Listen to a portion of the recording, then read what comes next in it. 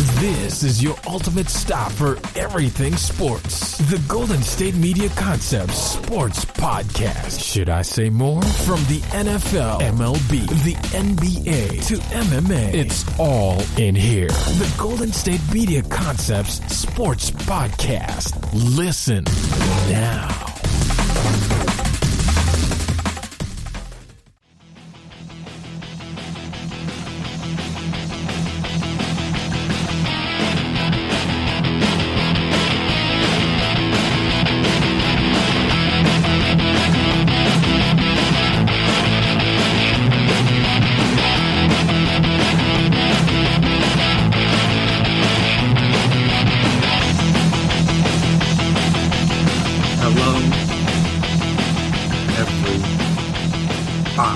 Welcome back to another episode of the GSMC Sports Podcast presented by GSMC Podcast Network. My name is Chris Blades, and before I get started today, I want to make sure I take the time out to remind you, as always, if you haven't already, subscribe to the podcast. Make sure you never miss an episode.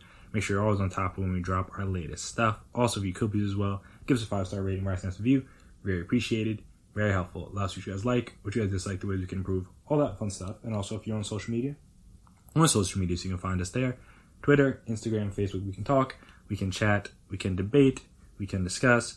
And I was trying to decide where I wanted to start today. Obviously, it was going to start with the NFL, seeing as it is, well, it's Monday for you guys, but it's Sunday for myself. But I was like, do I want to start with the Sunday night game? Do I want to start with Chiefs Saints? Do I want to start with something else?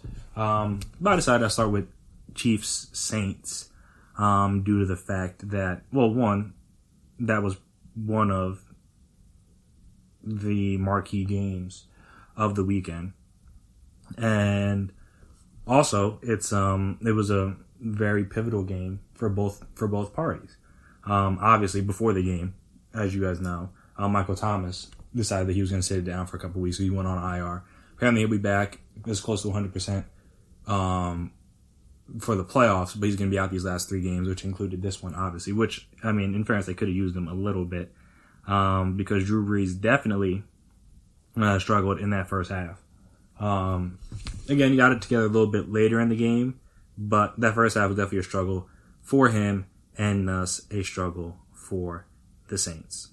I mean, granted, they were only down 14-9 at halftime, but, like, They will. And actually, in fairness, they could have been tied 14-14 if Alex Anzalone was just able to jump on top of that fumble that went into the end zone on the punt return, 10.5. Like I said, they could have been tied 14-14, but like I said, their offense really didn't do all that much. They had a bunch of punts. Drew Brees threw an interception. Drew Brees threw an interception. No, he didn't. I'm lying. I'm right. Yeah, okay, yeah, no. He did throw an interception. Yeah, okay, I was about to say, I was like, did I miss something? But no, yeah, he definitely threw an interception. The Chiefs went on to turn the interception into a touchdown. So like I said, they were down 7-0. The Chiefs scored on their next drive to make it 14-0. This time a little 1-yard pass from Mahomes to Kelsey. So like I said, they didn't really do a whole lot. They had one scoring drive that ended in a Taysom Hill run. Still doing his normal Taysom Hill thing, which was interesting because Winston went on the COVID list before the game, I believe. So he was like the backup in this game. They still used him in the Taysom Hill role because they didn't want to just like I said, obviously they didn't want to take that out of their offense. But again, just a little bit more risky due to the fact that he was their only backup. So if something happens to him, and obviously Drew Brees come back from the injury, then things could have gone left for them. But like I said, it didn't happen, so it's not a big deal. With that, again, the Saints defense, which is good and has been good this year, we're still able to hold the Chiefs down. I mean, only holding them to 14 points and a half is pretty solid. But then out of the half, the Saints were able to come down, get a nice little 4-play scoring drive. This time on a short little dump off to Latavius Murray that he was able to run in. Went for 2, didn't get it, unfortunately. But still, like I said, they finally took the lead, and of course, they let the Chiefs come back. So like I said, the second half was a little bit more interesting, at least scoring-wise, a little bit, not I would say back and forth, because the Chiefs were up 2 scores in the half. But again, due to a fumble from, it was like a sack fumble from Mahomes. The Saints were able to get a touchdown to cut the lead to 7. And then the Chiefs were obviously able to get together a nice little drive to kick a field goal to basically all but ice the game. The Saints scored again, but like I said, it was too little too late, unfortunately, for them. So, like I said, in a game where they didn't have their top receiver, Drew Brees come back from injury. He didn't play all that well in the first half of this one. They still, like I said, they were still in it to the end with, in everybody's opinion, the best team in football. And like it should be your opinion, best team in football. So like I said, they're not that far off. And maybe if they have Michael Thomas in that game, maybe that's enough to put them over the edge. Like I said, the offense was really, really stagnant in that first half. Though, again, when Drew Brees hasn't played in so long, it's not to be, that's not unexpected. On top of the fact that, again, like I said, they were without their best receiver. But, unfortunately, it was just a situation where it was just a little too late. And, like I said, the defense did enough, but didn't do enough, if like that makes sense. Like I said, when you hold the Chiefs to 32, like that's, like, generally speaking, a pretty good day. Plus, you can get a couple turnovers. So like I said, that helps. But again, it's just a situation where Mahomes still did his normal thing, still had his 3 touchdowns. Got sacked 4 times, so had his 3 touchdowns. Le'Veon had a good day. Clyde Edwards-Helaire had a good day. They ran the ball really well, which is, again, no shocker coming off the heels of last week where the Eagles were able to put up 200-yard rushes on them. So, like I said, they kind of just copied some of that blueprint as well. And obviously, again, they lost a couple fumbles. The one went out back the end zone for a safety, and the other one, which could have and should have been a touchdown. And then the other one, that was on Mahomes. They were able to recover. So, like I said, the Chiefs in a big game for them because, again, this is a good Saints team, potentially a team that could see in the Super Bowl. Maybe not. I guess we'll have to wait and see on that one. But it was a team this was a game that the Chiefs wanted to win again to make sure that they keep themselves in a nice safe distance from the Steelers in that one spot, and or at least a game up, obviously not safe distance, but a game up. And the Saints is one that you hope if you were going to try to get the 2 seed, this was a game that you wanted to get. Unfortunately, they were not able to get it. Like I said, they play the Vikings coming up, and then they play the Panthers to finish out the season. So there's a chance to go 12-4, and 12-4 will probably lock you into that too. Actually, hold on, because let me see with the Seattle situation. They're locked in. Well, they're in the 2 right now. They're not locked in, but they're in the 2 right now. So, like I said, you win those next 2 games, you're the 2 seed. You don't get the bye, but again, you get most likely 2 home playoff games, assuming you don't lose the first one. And then, like I said, then you get a chance to go to Lambeau if they win, or it's said you get 3 home playoff games. Have to wait and see how that plays out. But yeah, like I said, good win for the Chiefs. So I guess we'll stick with the AFC. Looking on the AFC, another big win was for the Browns. Obviously, they had the Sunday night game. They played the Giants. And it was a situation where once we knew Colt McCoy was starting, you just weren't really certain if the offense was going to be able to do enough against the Browns to win them the game. Obviously, it's not like the Browns offense went out there and dropped 40 on them. They had 20. It was a good offensive showing. Baker, again, continued to play well, but not a but I said but twice. The Giants play a lot of zone, so that allows for easier throwing windows and easier reads and things like that, because then you can they're there. It's not like you have to worry about beating man. It's like, all right, just find the soft spots in the zone, hit them. Baker was able to do that for the entirety of the night, went 27 of 32 for 297 and 2 touchdowns. Only got sacked 1, so that was good. They didn't even run the ball that efficiently. Only ran for 106. Nick Chubb only had 50 yards. He did have a touchdown, but he only had 50 yards. Like I said, they didn't really light it up offensively. But, again, they did what they had to do. And it was a situation, again, where you knew the Giants weren't really going to be able to score that much, relatively speaking. Though, again, they had their chances. Because they turned over on downs on 4th down twice, both near the goal line. The one was on the first drive where they did the weird fake field goal situation. I don't understand how your play is to have your punter throw it to your center. It negates. I don't know how that was the play they wanted to go with. But, hey, that's what they decided to do. to each their own. So I didn't love the play, didn't really get it. But again, I understand, like, you're down there, you want to get points, all right, fine, but just like go with your offense. There's no reason to try to get fancy. And then they try to go with their offense again, and they get stuffed on the near the at like the 6-yard line. So like I said, there's 2 potential drives that should have ended in points that didn't. And like I said, at the time they went to the half down 13-3 when it could have been at least 13-9. And like I said, it's not like the Browns did a whole lot of scoring after that. So who knows? Like I said, 13-9, maybe it's a slightly different game. Like I said, the Browns didn't really do a whole lot. Obviously, Baker was good, but like scoring wise, there really wasn't a whole lot of it. Had a couple of touchdown drives in the first half, and put together one really nice drive. After they got pinned to their own 5, to end the third and begin the fourth, that was a Nick Chubb touchdown, and to end with the Nick Chubb touchdown run. But again, the Coleman quarterback there, the offense just wasn't good enough. A lot of punts. Like I said, the times they got close, they weren't able to execute on 4th down, and then like I said, they were able to get a couple field goal drives. But again, a situation where their offense hasn't been been good for them this year. The offense has been pretty bad, and obviously also they didn't have Jason Garrett. Freddie Kitchens was calling plays. Obviously, that didn't really make them any better or worse. They were like basically just as bad, but also obviously you have Colt McCoy in there, so it does make a bit of a difference.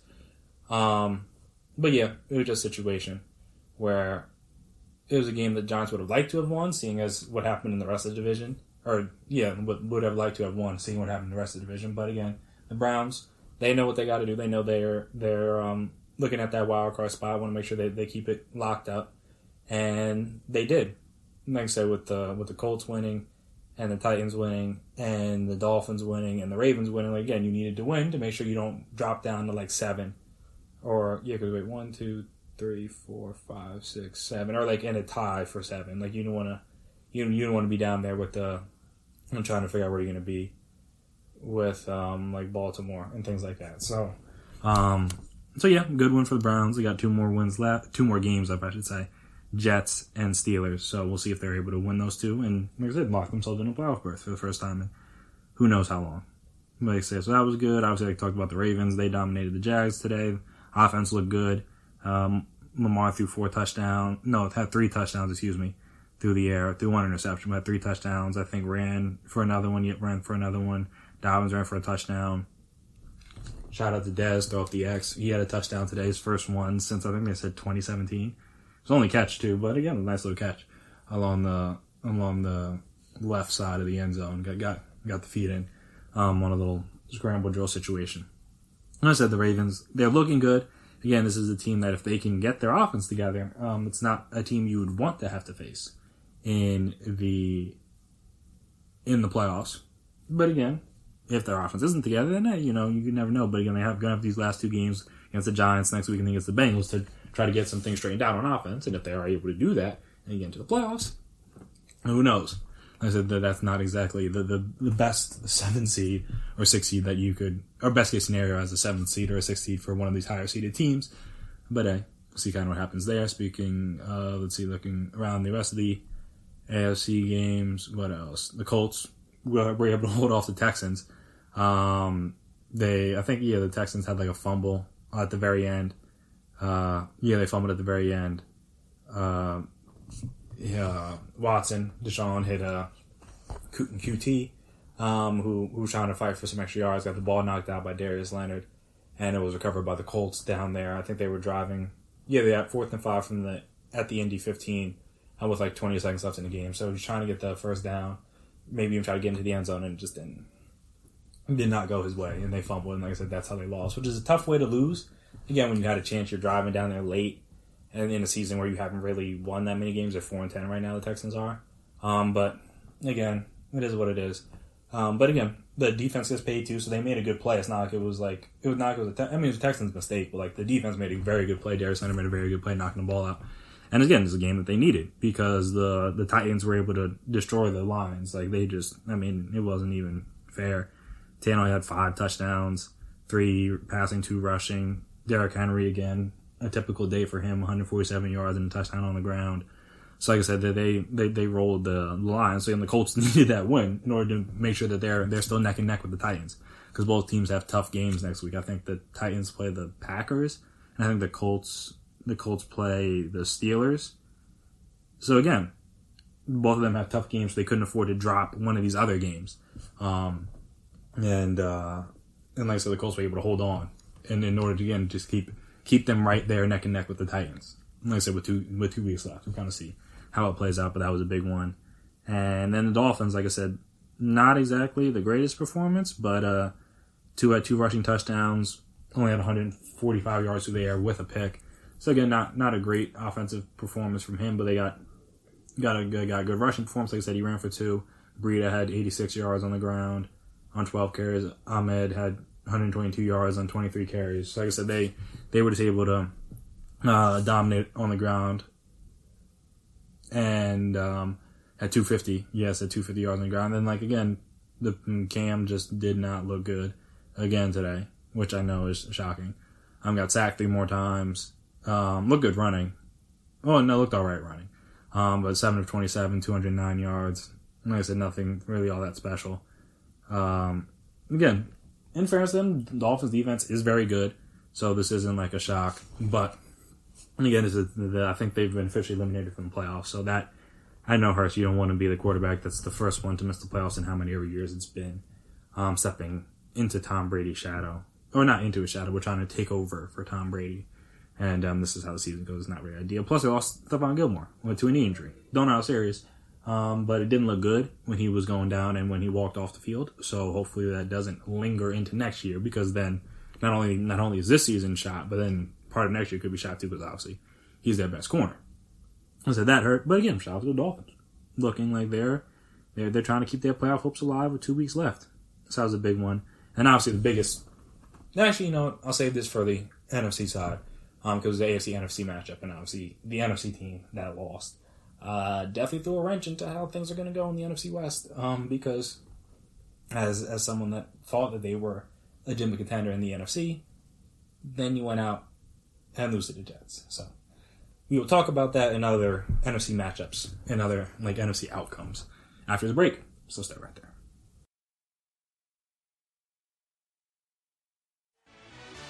Are you looking for the very best NFL and college football podcast? Then check out the GSMC Football Podcast. Get the latest football news both on and off the field. From the NFL Draft to trades to the rumor mill to the NFL Combines, they got you covered. That's GSMCpodcast.com/football-podcast. Get updates on college rivalries, game day insights, and much, much more. It's football talk the way you want it. This show eats, sleeps, and breathes football. Don't forget to like them on Facebook and follow them on Twitter. Visit GSMCpodcast.com for more info.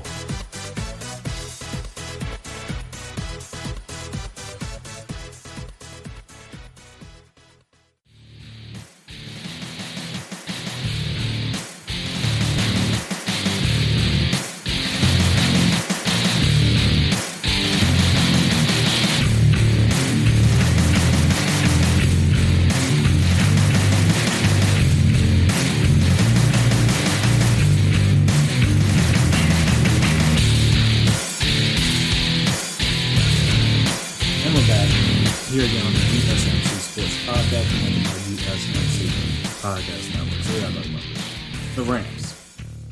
I mean, just a disastrous loss. And it's not even just that they lost. It's that they lost to the Jets in a game in which the Jets kind of dominated. They were up 13-3 at half.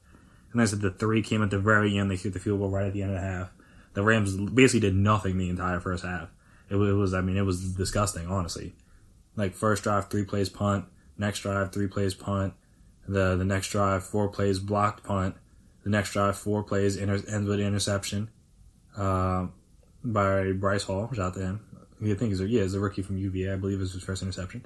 Next drive, 3 plays punt. The next drive, 6 plays. So at least got a first down or 2. Punt.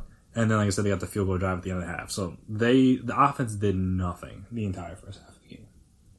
Which, again, is what I thought would be an issue. Like I said, the offense is what's going to potentially hold them back from being a Super Bowl caliber team. But I expect them to hold them back like this. Like, again, it's not like the Jets defense has been awful this year, but they were just coming off of giving up 40 to the Seahawks, 31 to the Raiders.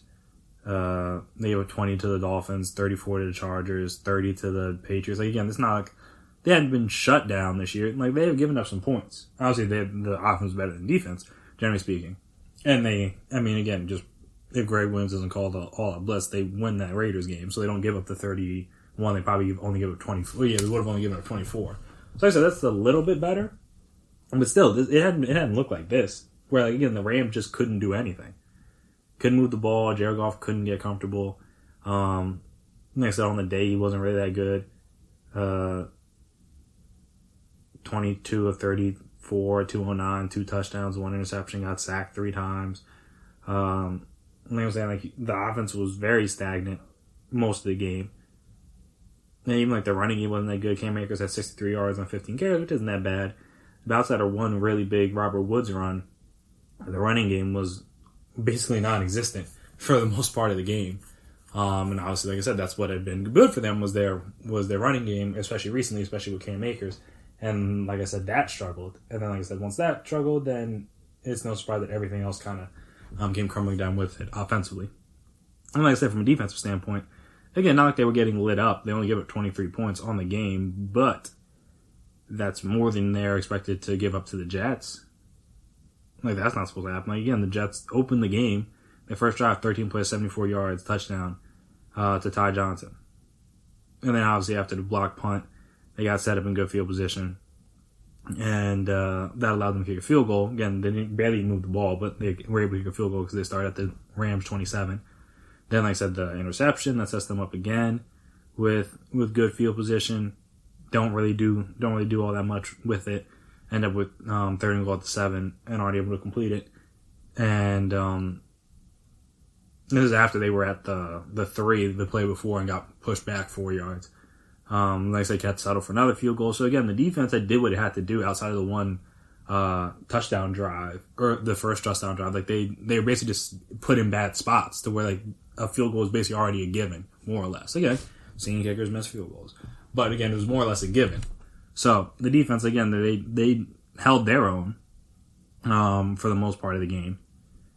Like I said, it was just the offense getting off to a slow start and taking them forever to get revved up. Though, in fairness, the Jets did open the second half with an 11-play, 72-yard drive for a touchdown. So that definitely hurt.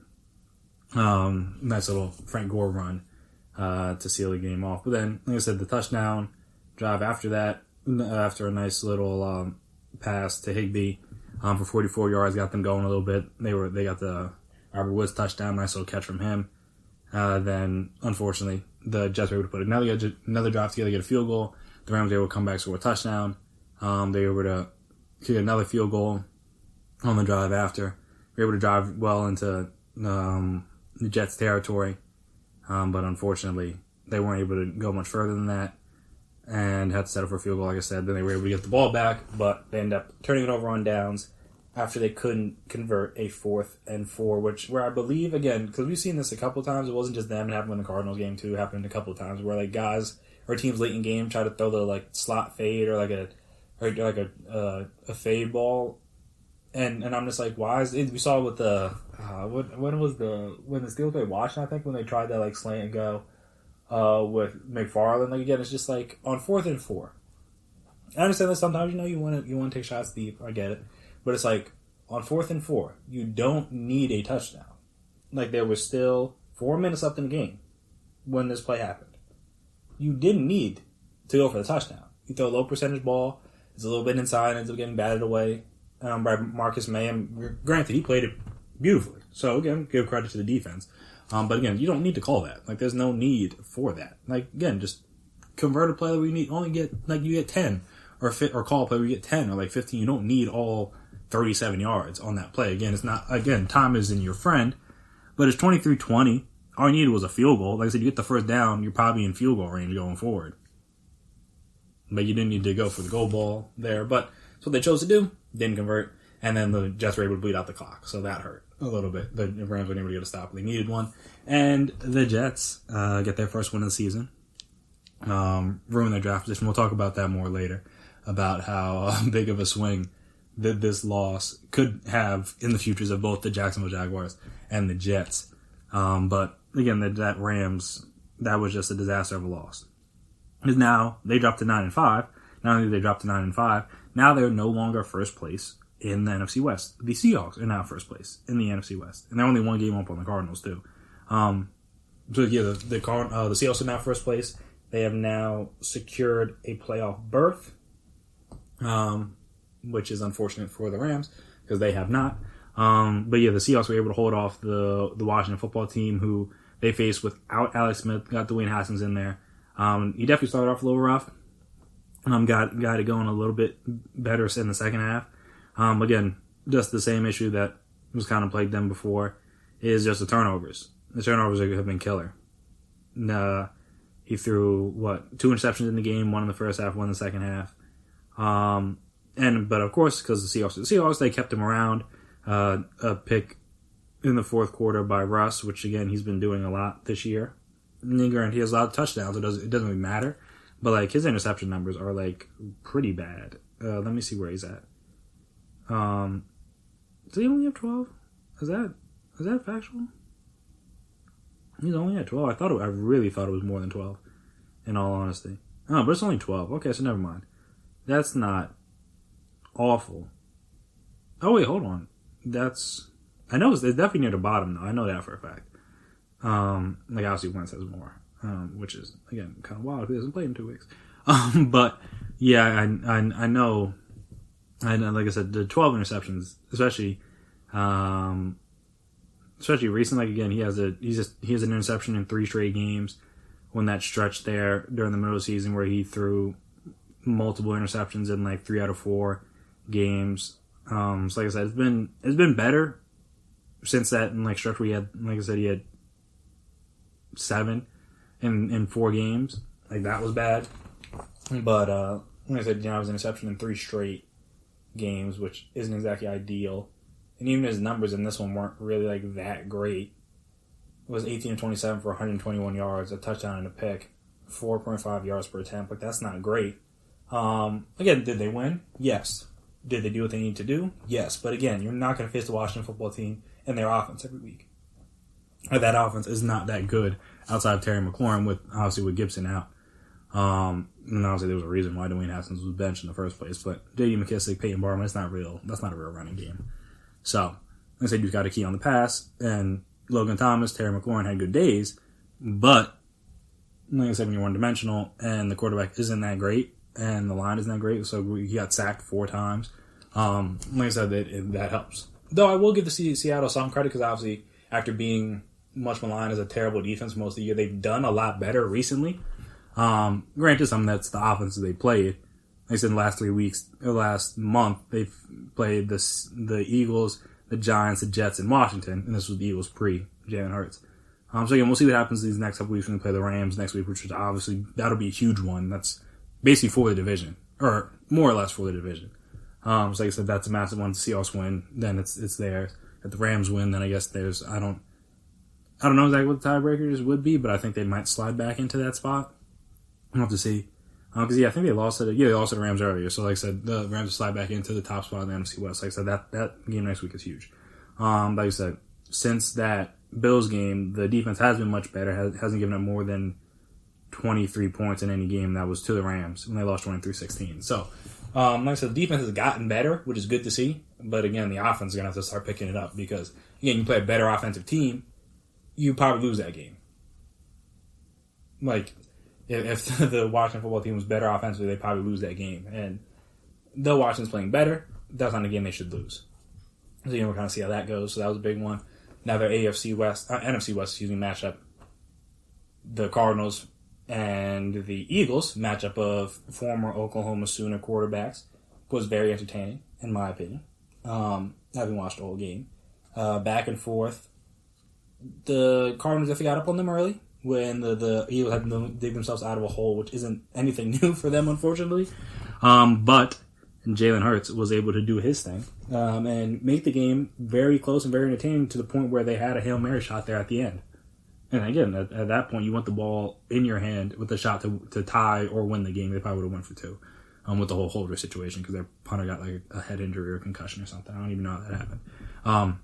But yeah, because the last extra point they tried was a disaster. So yeah, like I said, the Jalen Hurts played well. He threw for over 330 yards, 3 touchdowns, had another touchdown rushing. I believe he's like the first quarterback to have 500 yards passing and 150 yards rushing in his first 2 starts, like combined, obviously, in his first 2 starts. So, got off to a pretty good start for himself. Helping show that the offense, while still not great, like again, he got sacked 6 times. The receivers still don't create that much separation. But if you can do some things positively and not turn the ball over a lot, I think he had 1 fumble. Well, then he didn't. I think he had 1 fumble that actually got like knocked out. 1 went out of bounds. Another one was like he got stripped on like a sack attempt, but he was able to pick it up and throw a nice pass to Goddard, and that was on the last drive. And I think another one was like a bad snap or something. I don't remember. Technically, he had 3 fumbles today, but obviously didn't lose any. Like I said, that's things that if you can not turn the ball over, that gives your offense a chance to keep the ball and keep moving, and then again, that doesn't set up your defense in bad spots. Especially today when the defense was without Darius Slay, and they just had no answer for Kyler Murray through the air, and especially not for DeAndre Hopkins. I believe his name is Michael Jacquet. Give him credit; he had a good game. A couple pass breakups, had a sack that helped lead to a fumble. Had another tackle for loss, or another half tackle for loss. So again, he had a good game, and he was the one matched up on DeAndre a lot. And in a lot of those scenarios, he had relatively good coverage, especially on the 1 touchdown, where like again he tried to play through the hands perfectly, and 90% of receivers that ball gets knocked out. DeAndre Hopkins' hands are otherworldly, so he was able to hold on. Like I said, when you have your defense is in a tough spot, I think Kyler had 406 yards through the air, 3 touchdowns, 1 interception. I'm trying to think who was the interception. Oh, that was the one where I don't know what he was doing. He hit the safety right in the numbers in the end zone. That was bad. But like I said, he had that. He also ran for 1 on the ground. Kyler just, again, 8 touchdowns combined between Kyler and Jalen Hurts. So shout out to them. Again, they definitely put on a show there in the desert. But again, when your defense can't really stop the team through the air, you're going to have to put up points to have a shot. And like I said, Jalen Hurts was able to do that, even though they went down, like I said, 16-0 to be in the game. And that was big. Like I said, a safety, had a block punt that resulted in a 2-play touchdown drive. And then, they had a block punt. I'm trying to think. Okay, yeah, no. No, okay, they gave up a touchdown drive after the safety. That's what happened. I was trying to remember. Yes, they gave up, not right after, but after the safety, they gave up a touchdown drive, then obviously had the black punt that sent them up for another touchdown. So again, down 16-0, but just crawled their way back. Jalen Hurts, I believe, had 3 touchdown passes in the first half. It was 26-20 at halftime. So like, again, and that was the crazy part, like they had 46 combined points heading into the second half, and then the teams combined to score 13 in the second. So like I said, the defense is definitely tightened up a little bit. The offense is struggled a little bit. Like I said, the Kyler Murray, the interception, and then the 4th down they turned over on downs. So like I said, both teams had chances to kind of extend the lead and kind of score more points. They just weren't able to. But all in all, again, a very impressive game and a very important game, well, for the future of the Eagles, which we'll talk about that later on too, because there was a report that came out earlier that could throw a wrench into some things potentially this offseason. But again, an important game for the Cardinals because with the Rams losing, obviously, and then the other teams around the conference, like again the Bears winning, so they have to make sure they hold off on that one. Like I said, had the Cardinals lost, then the Bears would have been, I think, the 7th seed at this point. So like I said, it was a very important game for them. So they're still the 7th seed at this moment. But again, if they want to get into the playoffs, that's a game they needed to win, they needed to have, and they got it. And now they have 2 games left. They face the Niners next week, and then the Rams to end the season. So like I said, that the Rams got 2 tough ones to end the year. And 2 very important ones, too, because like I said, if they lose both of those, then they could find themselves at the 7th seed, which is obviously not where they would want to be. Like I said, they play the Niners next week. Should be a winnable game, and then they play the Rams, so we'll see what happens there. But at least Kyler looks healthier now, because obviously the shoulder situation was bugging him. He was running a little bit more. Obviously, looked good throwing the ball outside. Like I said, the one interception. I don't know what happened there. But other than that, I mean, the brother threw for 400 yards. So he was looking all right. So that was good. Elsewhere in the NFC, the Buccaneers had themselves a little bit of a scare. The Falcons. I wanted to call them the Cardinals. Just, both birds. The Falcons were up 24-7 in the third quarter. And then the Buccaneers just clawed their way back. Were able to tie it early in the fourth. The Falcons kicked a field goal. And then Tom Brady found Antonio Brown for a go-ahead touchdown with like 6 minutes left. And then the Falcons weren't able to recover from there. So shout out to them. The Bucs, like I said, because that would have been a really bad loss if they would have lost to the Falcons. But they didn't, because Tom Brady just, has to always come back whenever he plays the Falcons. That's his thing. Not always, obviously. I think they beat the Falcons. No, they haven't. That was the first time they played the Falcons, so never mind.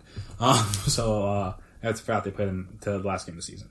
And I said, if the Falcons are up against Tom Brady, they're going to lose. It doesn't really matter how much deficit is, as we've seen in this game, still in the Super Bowl. You know kind of how that story ends. Like I said, that would have been a really bad loss for the Bucs. But unfortunately for the Falcons, they weren't able to hold the lead. Bucs were able to show out, especially in that second half. Tom Brady a couple touchdowns. Mike Evans had a good game. Fournette had a couple touchdowns on the ground. I mean, Matt Ryan had a good day. Calvin Ridley had a good day. Russell Gage had a good day. But at the end of the day, defense just couldn't hold up. And again, the offense got a little bit more stagnant, especially in the second half. So that hurt. But again, big win for the Bucs in order to make sure they don't lose any ground in that wild card race. And like I said, the other interesting one was Bears-Vikings. That was definitely a back-and-forth game. A game that both teams needed to stay in the playoff race. And obviously only one team could get, unless there was going to be a tie. But the Bears were able to get it. The Vikings were up. No, I take that back. No, the Vikings were down. Excuse me, a half. 20-10. I misread the box score for a second. But yeah, I was like, I know the Vikings went up.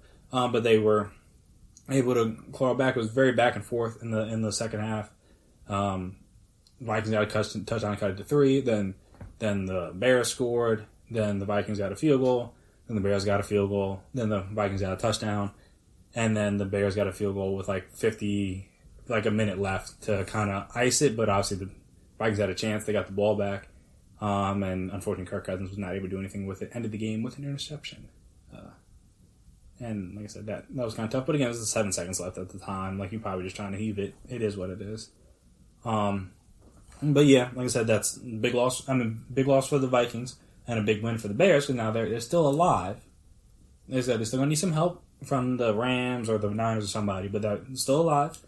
Big game for them. And then obviously the Cowboys were able to hold off the Niners and get a win that keeps them alive in the NFC East, at least for this week. Like I said, obviously, if Washington beats the Panthers next week, it's all for naught. But if they don't, and it's not like the Washington is some great team. Like, they can still lose games. Like, it's not impossible to do, especially if Alex Smith still isn't healthy. Then, like I said, the Cowboys, they beat the Eagles next week. And they're right back in the thick of things in the division. The Niners, on the other hand, like I said, their season's all but wrapped up. They're now 5-9. I mean, obviously Dallas is too, but the Dallas defense showed up a bit. Even without Zeke, Tony Pollard had himself a good day, 2 touchdowns on the ground. They were able to pick off Mullins twice. I think he was able to force 2 fumbles also. So again, 4 turnovers for the Cowboys defense, which has been a struggle for them. They haven't really got too many turnovers this year. But today, they come up with 4, and no shocker, they were able to hold off and win the game. And CeeDee Lamb helped seal it with the onside kick return touchdown. So shout out to them. Like I said, they're still alive. So a lot of interesting things to kind of play out over these next 2 weeks. So we still have a lot of football to pay attention to, still a lot of football to watch, to kind of see how everything handles itself over these last 2 weeks of the season. Speaking of how things played out, obviously the college football championship, the conference championship games were this weekend. So we won't talk about them as much. We won't go through all the games, but obviously the final college football playoff ranking came out on Sunday. So we'll talk about that and kind of in conjunction with the conference championship game. So we'll discuss that after the break. Stay right there.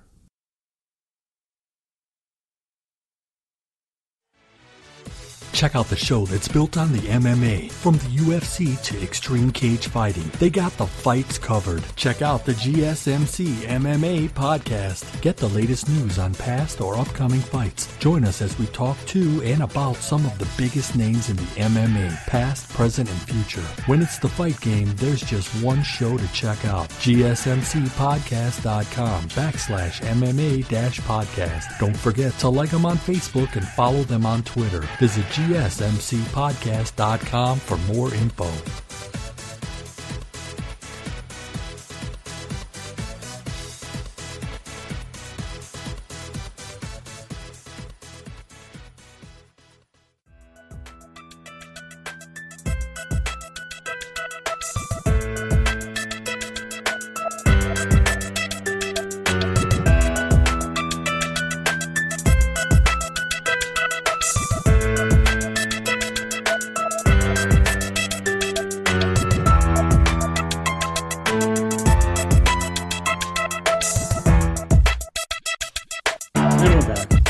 GSMC Sports Podcast presented by GSMC Podcast Network. So the final college football playoff rankings are out, meaning we now know the final four. We now know who's going to be in the college football playoff, who's going to be going to some of the other major bowl games, things of that nature.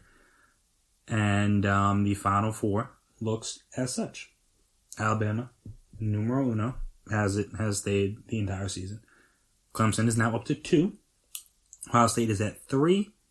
And Notre Dame came in at the 4th slot. So, we'll start with Alabama at 1. That makes sense. Even though they got themselves into a little bit of a fight, the win against Florida wasn't necessarily easy. And that's mainly because Florida's offense is just so good. Granted, they were up, they were 35-17 at the half, but Florida didn't go away. Was within 4 points at the end of the third. Then, like I said, Alabama started to pull away a little bit, but be due to Florida's prolific offense, they were able to keep it close and make it so that they had a shot there at the end if they were able to get an onside kick. But unfortunately, they were not able to. And like I said, they were able to force a punt, but by then they got the ball back with 20-something seconds left. They really didn't have a whole lot of time because they only had one timeout left. So it was a tough spot to be in for Florida. But again, they did almost all that they could. You score 46 points. 9 times out of 10, you win that game. Corbett doesn't have any interceptions. He did have 2 fumbles and lost 1, so that did hurt. And also, I know that I think they lost another fumble and interception too. That one hurt a little bit as well. But again, Kyle Trask did everything he could. Kyle Pitts did everything he could. Tony did everything he could. Again, there's not really much more they could have done other than, try to get some stops on defense. But it's hard when you're facing a team that may very well have 3 Heisman finalists on it. Alabama could very well send Mac Jones, Najee Harris, and Devontae Smith to the... I don't know how they're going to have the ceremony. I guess it would be virtual. I really have no idea. Haven't looked too much into that. But, like I said, Mac Jones had 5 touchdowns, 400 yards, 1 interception on the day. Najee Harris had 178 yards and 2 touchdowns on the ground, on top of having 5 catches for 67 yards and 3 more touchdowns. Devontae Smith, just a typical day at the office for him. 15 catches, 184 yards, and 2 touchdowns. So, again, it's hard to stop that. Like I said, the quarterback's good and efficient. They have maybe the best receiver in the country this year. Probably the best receiver in the country this year, I would think. I don't know who else would be ahead of him at this point. Obviously, though, Tony and some other guys have had good years. But I don't know. It'd be hard-pressed to find a receiver better than him in college football this year. Obviously, Jamar Chase didn't play. But you get the point. And then Najee Harris, probably the best running back in football this year as well. Like I said, it's hard to... he has 24 touchdowns on the ground? Are you serious? Good Lord, I did not know he had that many. Shout out to him. Clearly coming back for the senior year helped him out massively. But good Lord, 24 touchdowns. Did not know that. I think Smith has 17? Yeah, that's a crazy amount for a receiver as well. So still, like I said, and then Mac Jones is very much good enough. Again, he can hit open guys, he can make all the throws. So there's not really much more to argue there. So again, it wasn't easy or as easy as it was at halftime, but they were able to get the win over Florida. So obviously they stayed at 1. Clemson put it on Notre Dame. Clearly, having Trevor Lawrence back and having some of their front 7 guys back made a big difference from the game where they played. What was that, in November? It was beginning of November. Where again, Notre Dame did win, but it was in double overtime. Like, it's not like they dominated that game. Like, it was a very close game. Like I said, this game, not close at all. They routed them 34-10. Notre Dame did not even look like they deserved to be on the same field. Offense could barely move the ball. And defense, like I said, had little to no answers for Etienne or Trevor. I mean, Trevor Lawrence didn't have the greatest day ever, but still threw for over 300 yards. Didn't have much of a answer for Amari Rodgers or E.J. Williams, really. So, hey, it is what it is. These things happen. But yeah, this was Notre Dame's chance to show, like, hey, look, we belong in the same field as the Alabamas and Clemsons of the world.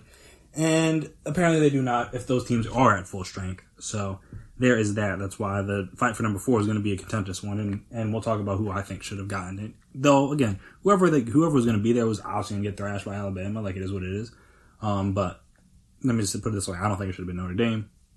What was I going to say? Ohio State didn't really have the dominant victory over Northwestern that you would have hoped for.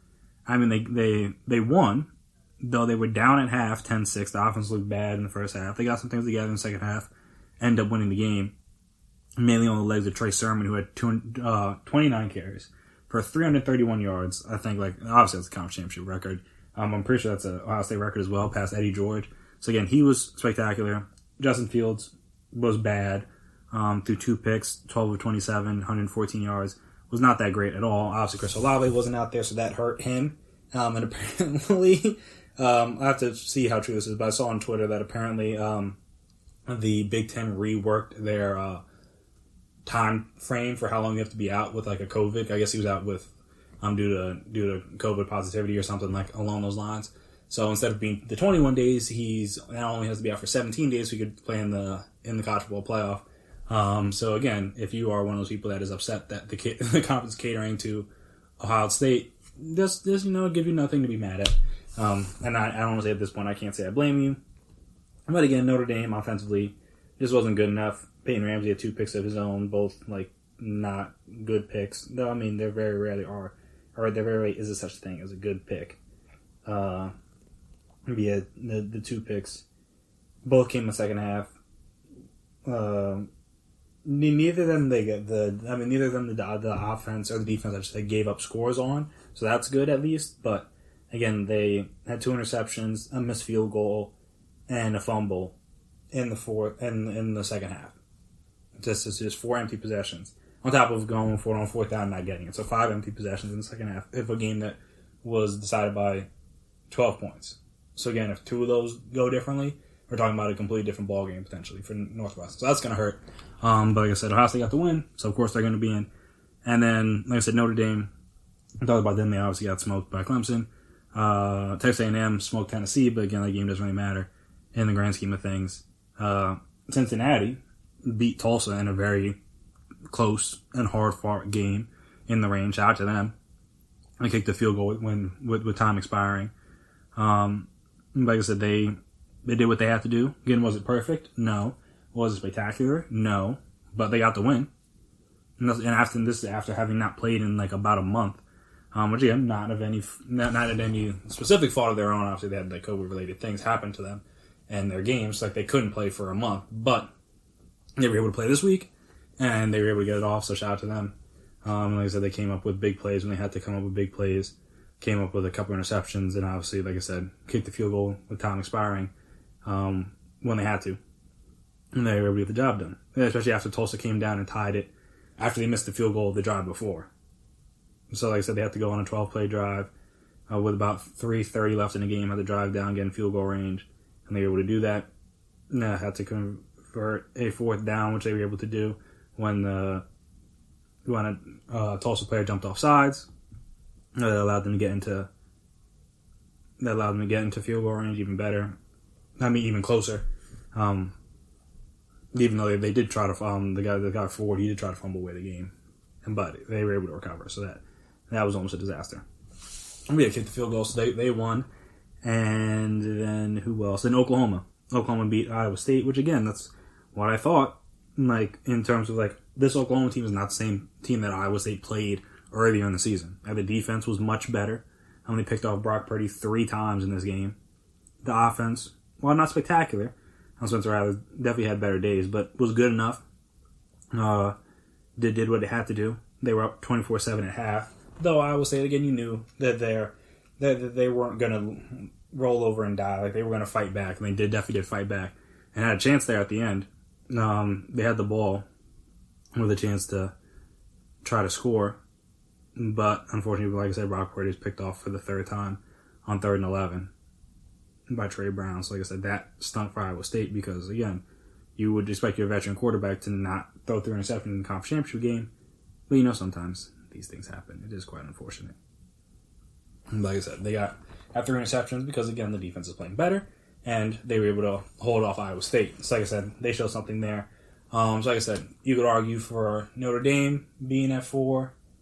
You could argue for Texas A&M being at 4. You would argue for maybe even Oklahoma being at 4.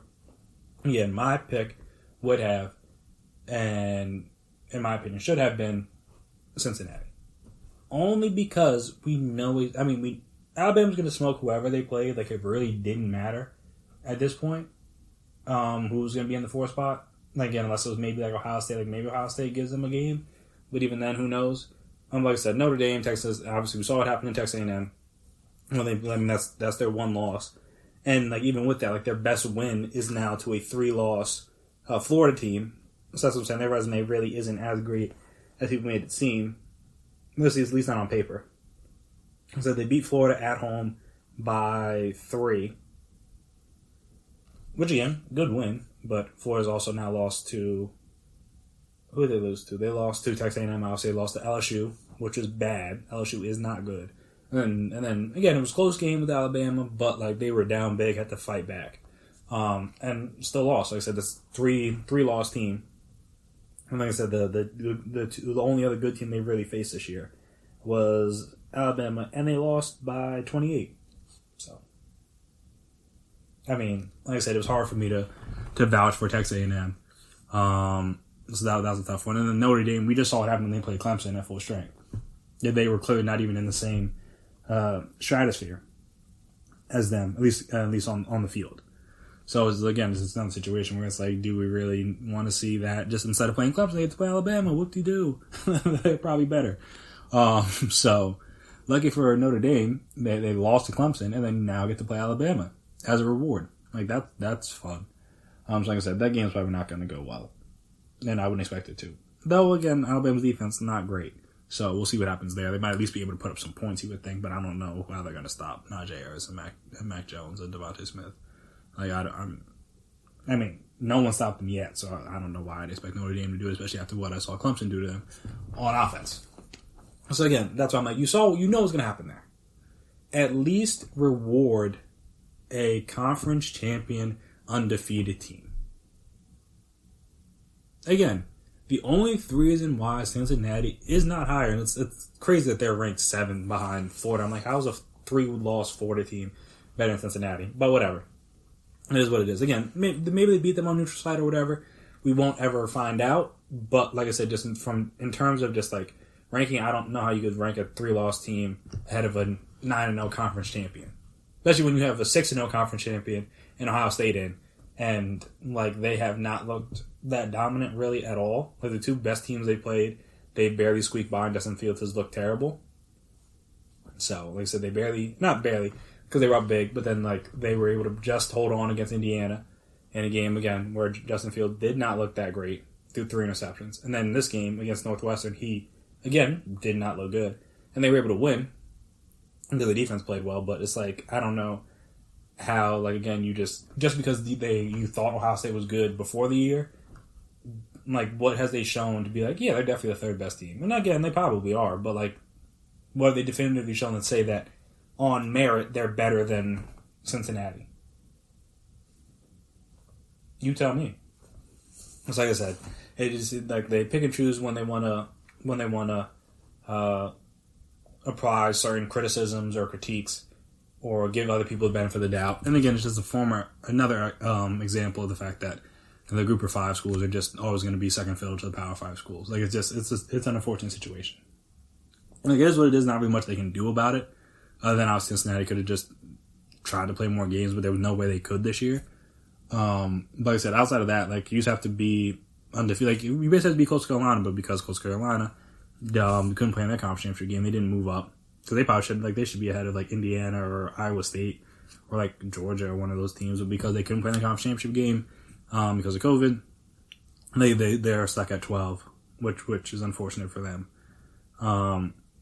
But yeah, like I said, I would have at least given Cincinnati the nod just to say like, hey, look, let's reward you for having an undefeated conference championship season. Like, we're going to reward for Notre Dame for just playing in the SEC. I mean, in the ACC, and like beating a lesser version of Clemson at home and double overtime. Like that's what we're rewarding Notre Dame for. Oh yeah, and we would have rewarded Texas A&M for beating a now 3-loss team at home by 3. Like that's like because they play in Power 5 conferences. That's basically it. Like I said, Notre Dame didn't play Clemson in November. Like they're not even close. Like they're Cincinnati. But because they play in a conference for once, they beat Clemson. Then oh yeah, like they're pretty good. Like again, they beat North Carolina too. Like they have other solid wins on their resume. I'm not trying to say that they haven't beat anybody, but again, we saw at full strength these teams are nowhere near close. And so again, it's just that like why put put the inevitable. Like, again, Cincinnati losing to Alabama would have been inevitable too. But yeah, give them a shot. I said, why do we got to see Notre Dame after getting smoked by Clemson now get smoked by Alabama? Obviously, we didn't want to see Texas A&M get smoked by Alabama again. Like there's no fun in that. At least again, give Cincinnati a shot. That's just me. So like I said, it's unfortunate. But like I said, because Oklahoma beat Iowa State, who again not that good, but whatever. They move up 4 spots. They're now the 6th, and like I said, Cincinnati only moved up 1 spot to the 8th, even though again they're undefeated and a conference champion. Oklahoma has 2 losses. And Florida has 3. Like I said, it's unfortunate for these Group of 5 schools. Like they're just never going to get the respect they deserve, and there's really no way to get it. I guess obviously Cincinnati can try, and if they beat Georgia, maybe that helps get them some respect in the Peach Bowl. But like I said, outside of that, like Coastal Carolina's playing, I believe, Liberty in the Mortgage Cure Bowl, which again, it's wild that they're playing bowl games that aren't like college football playoff games. It's like, what's the point? Other than money, obviously. But like I said, them versus Liberty, probably going to be a very exciting game, but like, they don't get any stripes for beating Liberty, per se. Obviously, Liberty's a good team this year, but again, they're not ranked. None of that stuff. And like, it's just unfortunate for them. Like I said, they have to play in that, but because Oregon got lucky in due to the fact that Washington had to drop out of the Pac-12 championship game, and they were able to hold on and beat USC. Now they get to play in the Fiesta Bowl against Iowa State, who again has 3 losses. Oregon's 4-2, and Cincinnati, and like I said, Coastal Carolina gets nothing. Like I said, it's just unfortunate how these bowls and how these decisions are set up to just heavily favor the Power 5 schools. Not that, like I said, not that I don't support Power 5 schools, and I didn't go to a Power 5 school, and things like that. But just like I said, it's just unfortunate when you see good teams from other conferences, and there's like, yeah, that's great, but you're never going to be able to play with the big boys. Like I said, it's just unfortunate for them, but at the end of the day, it is what it is. So, like I said, we'll see kind of how the college football playoff shapes out. Maybe Notre Dame surprises and they won't lose by like 30. Who knows? But after this next break, we will come back here and discuss the NHL, because they have their return to play plan all set up, and it's kind of a little hybrid of like some of the other plans that have been out there so far, or that have been utilized so far, either from seasons that have already been played or seasons that are about to be played. So we'll discuss that right after the break and compare it and contrast it and other things like that. We'll discuss that right after the break. Stay right there.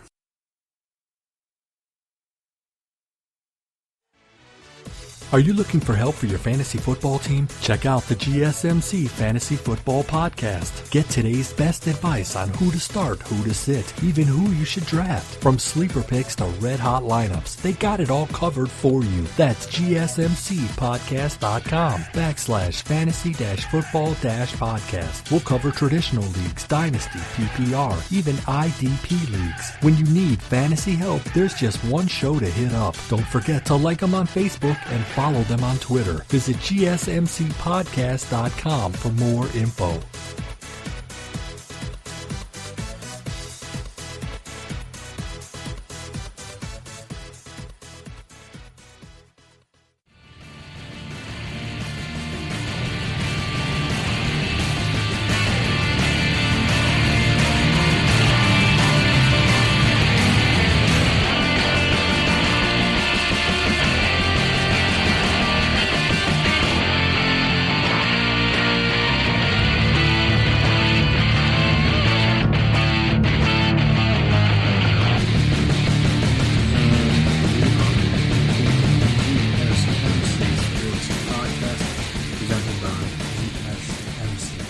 Podcast Network. So the NHL and its players have agreed to a 56-game regular season featuring just divisional play. So we'll get into some of the details. This is from ESPN, this is from the ESPN app, but I think Associated Press put this out. So hockey is set to return on January 13th after the NHL and players completed a deal Sunday to hold a 56-game season that will include a playoffs lasting into July to award the Stanley Cup. So I think that's around or pretty similar timeline. Obviously, starting a little bit later, but I think that's a pretty similar timeline to the NBA. The league's Board of Governors voted to approve the agreement that was backed by the NHL Players Association Executive Board Friday night. This regular season is scheduled to go until May 8th, with a 16-team playoff to follow. The season will be highly unusual in at least one respect. There will be 4 divisions, East, South, North, South, East, and West. I don't know why I said East first. And all play will be within them through the first 2 rounds of the playoffs to minimize travel and the potential for the coronavirus to disrupt the season. The North Division contains only the 7 Canadian teams. It is the current plan to play games in home arenas of participating teams, while understanding that most venues will not, at least in the initial part of the season, be able to hold fans, obviously because of the pandemic still, and everybody not going to be vaccinated, and also all that other fun stuff. The league is allowing for the possibility of playing games at neutral sites if needed. Final details on where the Canadian teams will play were pending until there are agreements with the federal and provincial, with the provinces and stuff. I believe that's how you pronounce it. Health officials. Still, the hurdles won't be enough to prevent the season from starting without a quarantined bubble. The National Hockey League looks forward to the opening of the 2020-21 season. Commissioner Gary Bettman said in a statement, "While we are well aware of the challenge ahead, as was the case last spring and summer, we continue to prioritize the health and safety of our participants and communities in which we live and play." The NHL obviously completed this last season in Toronto and Edmonton,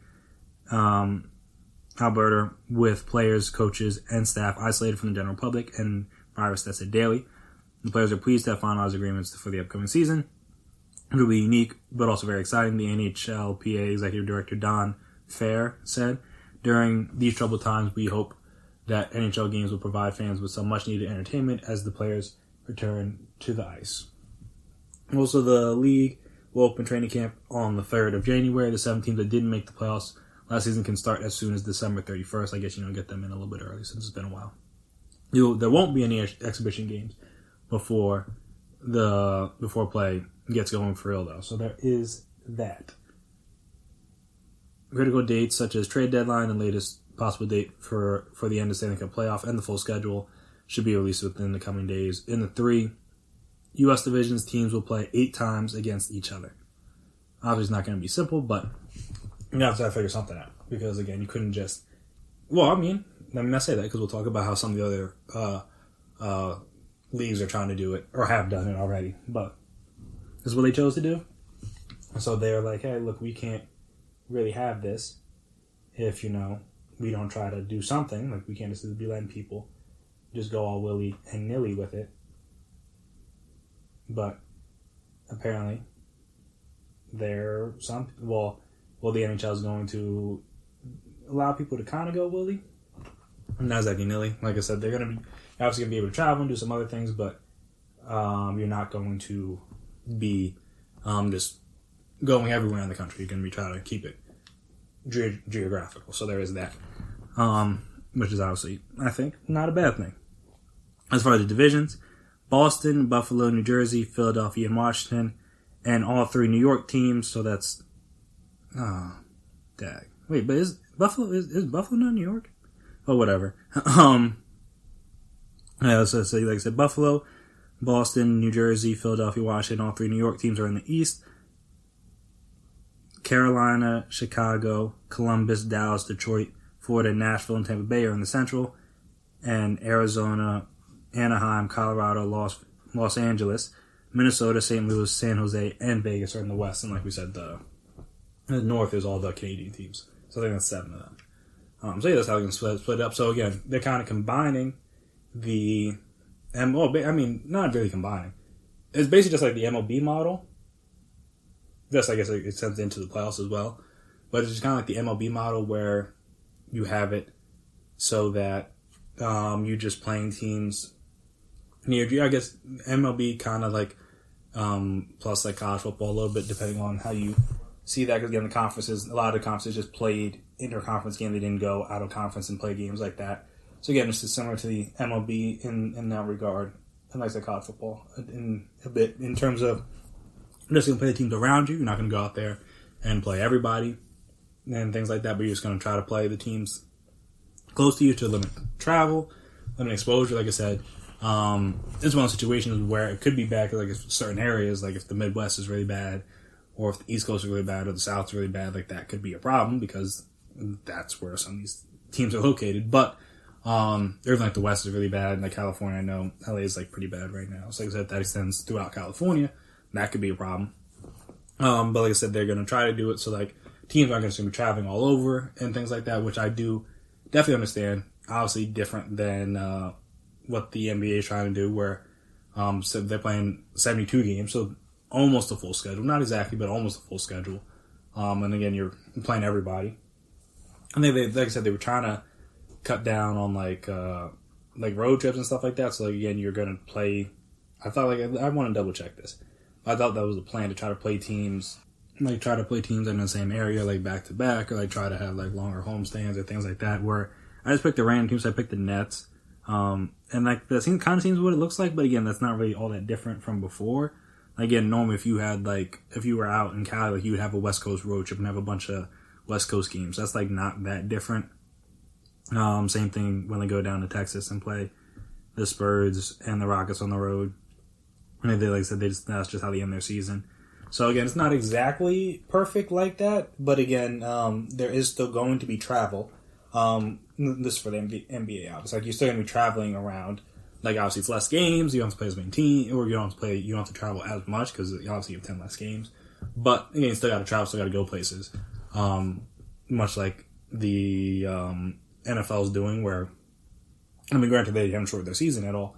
But they're trying to keep it as normal-ish as possible. Like I said, they're not... Obviously, we've had games on, like, almost every... No, I think...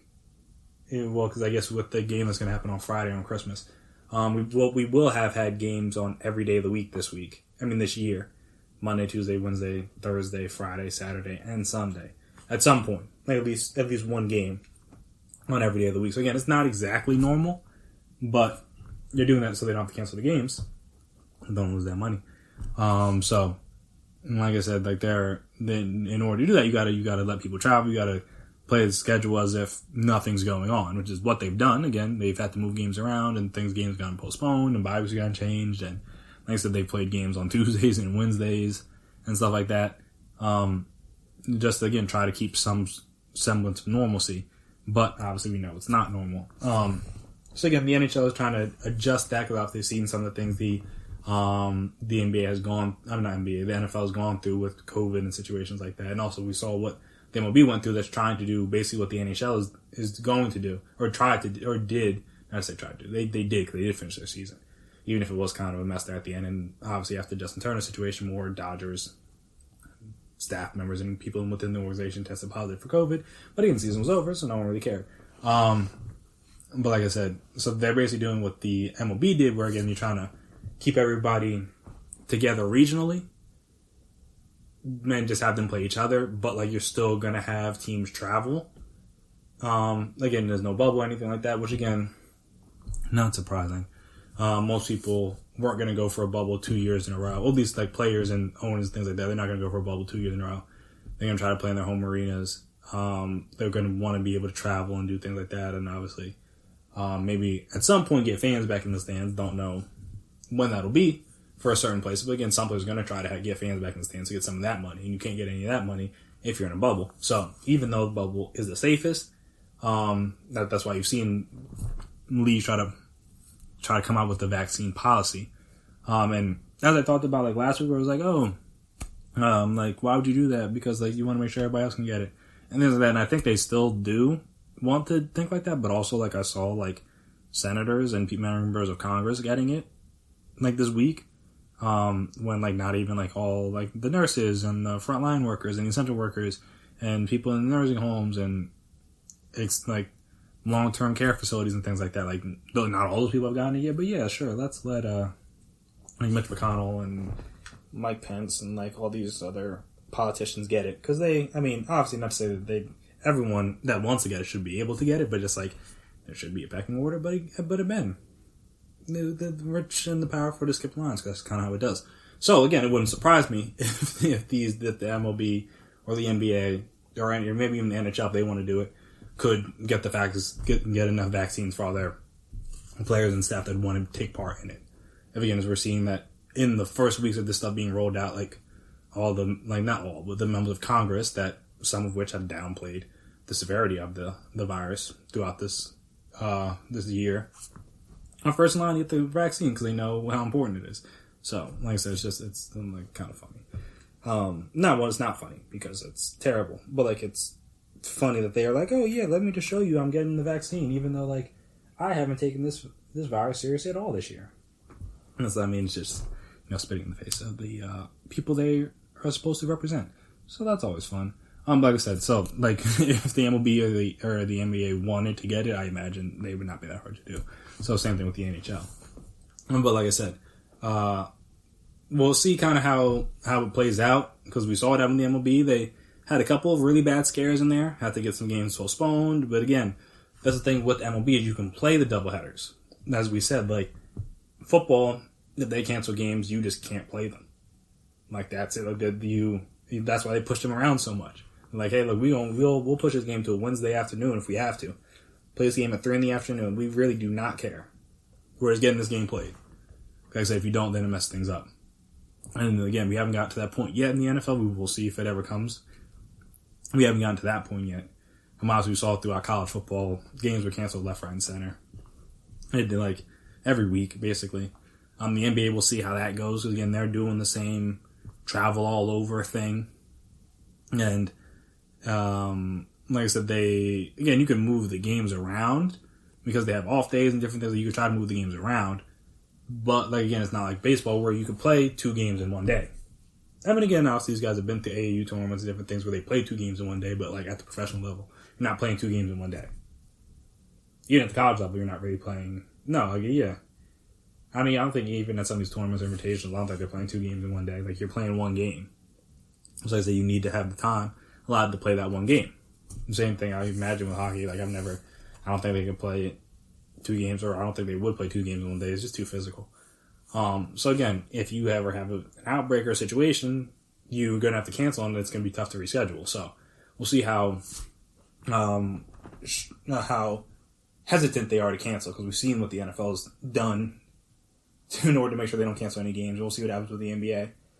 But again, clearly, both of those sports are starting at the same time, NHL, NBA, and 2 completely different plans. Like I said, the NBA is playing as close to a full schedule as they can, though, again, obviously the TV obligation is a little bit different. I don't think obviously hockey is a little bit more regional, sort of like baseball, so there's not as many national TV slots that you have to fill every week. Obviously with the NBA, obviously, you got the TNT games, you got the ESPN games, you got the ABC games in like January and February. So again, they got a lot of national games and a lot of money that's been doled out for the rights to these games. So again, they have to play a certain number in order to get all that money. So like I said, I don't think the NHL has that same issue. Same thing with baseball, like they didn't have that same issue, which is why they can play less games and not be a big deal per se. But like I said, we'll see how it goes with the NHL. Hopefully, like I said, it works out. Hopefully it works out like it did in the MLB. Obviously, MLB wasn't great, but at the end of the day, they finished their season. We have to go through the postseason with basically no hiccups up until the end, which is good. So hopefully the NHL would be able to do that again. Just like I said, they were in the bubble, in their little bubbles. Everything worked out perfectly. And like I said, we saw wherever the sports were bubbled, things went smoothly. Very few, if any, positive tests. And most of them were before people even got into the bubbles. Like once they were inside the bubble, it was all good. And I've seen the sports that haven't had that, MLB, NBA, NFL, not exactly as smoothly, but they're finishing their seasons. Like MLB already did. NFL looks like it's going to be able to finish the season okay. See what happens in the playoffs. But like I said, it's just like a wait and see kind of thing to see how this all plays out as this year finishes out and as next year gets started. Because obviously things aren't going to be back to normal for a while, seeing as most normal people won't be regular people that aren't like any of the three main groups. Like again, either like high risk or older or like work in some sort of essential capacity. The general public won't be able to get it probably till like the spring at best. So there's going to be a while until things are somewhat back to normal. So they'll have to see how these sports leagues handle all this craziness, because it's going to be interesting, to say the least. And speaking of interesting, as we said, Jalen Hurts is another very good performance from him. Again, it wasn't perfect. Not going to lie and say it was perfect, but another very good performance from him. If he finishes up the last 2 games of the season like this, he was have some tough decisions to make, as we already talked about. But first, we're going to talk about the number 1 pick in the NFL draft, because obviously that changed hands this weekend. So we discussed kind of how that happened and what's next moving forward. And again, how the Jets beating the Rams, which again, shout out to them for not going winless, may have altered the course of 2 franchises over the next 15 to 20 years. So we discussed that right after the break. Stay right there.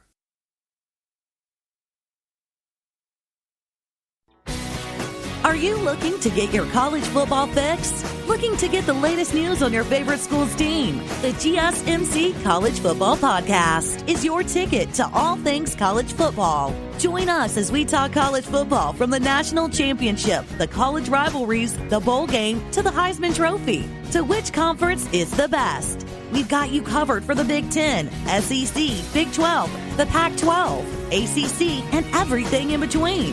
Download the GSMC College Football Podcast on iTunes, Stitcher, SoundCloud, Google Play, or anywhere you find podcasts. Just type GSMC in the search bar.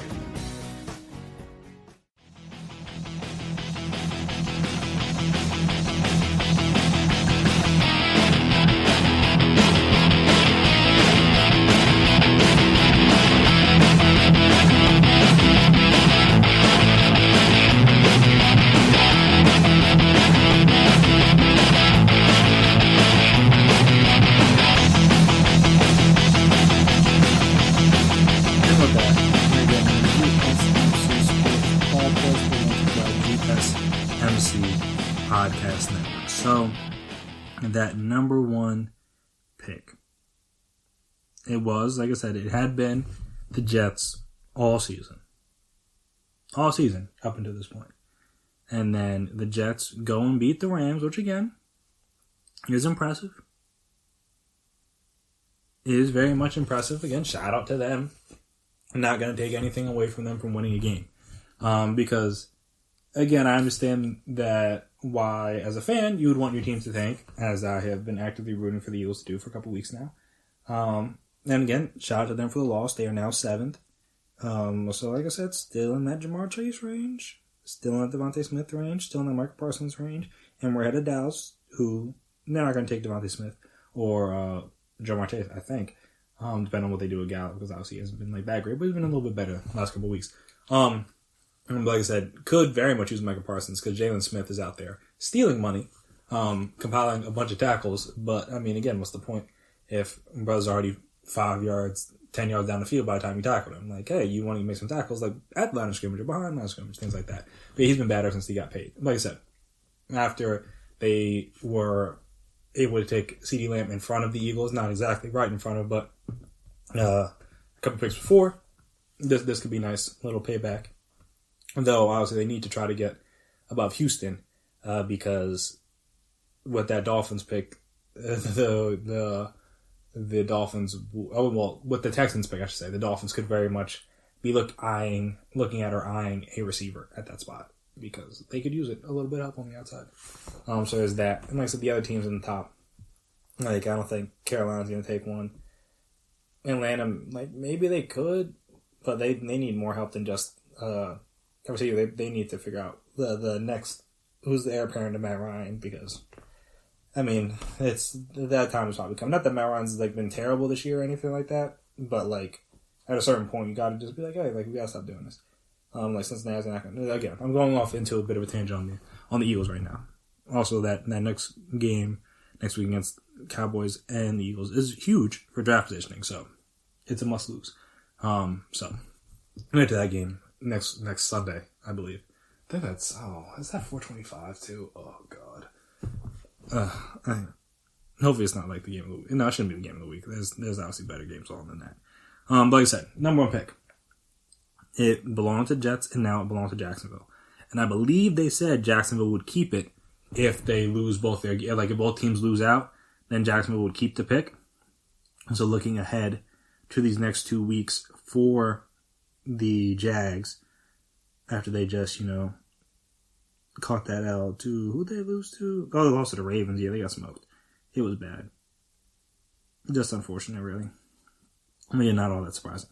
So the Jags, they play the Bears next week, who will still be trying to win because they're trying to get in that playoff spot. Then they play the Colts, who will probably still need to win to try to potentially win the division. So 2 teams are going to be trying to win. And it's not like the Jaguars have been looking that good recently. Who did they even beat? I don't even remember. They beat the Colts week 1. I forgot. Wow. They haven't won a game since week 1. That's crazy. I forgot they won week 1. That's kind of embarrassing for the Colts. But so I guess they'll be trying to get a little bit of payback week 17, potentially. So like I said, they play,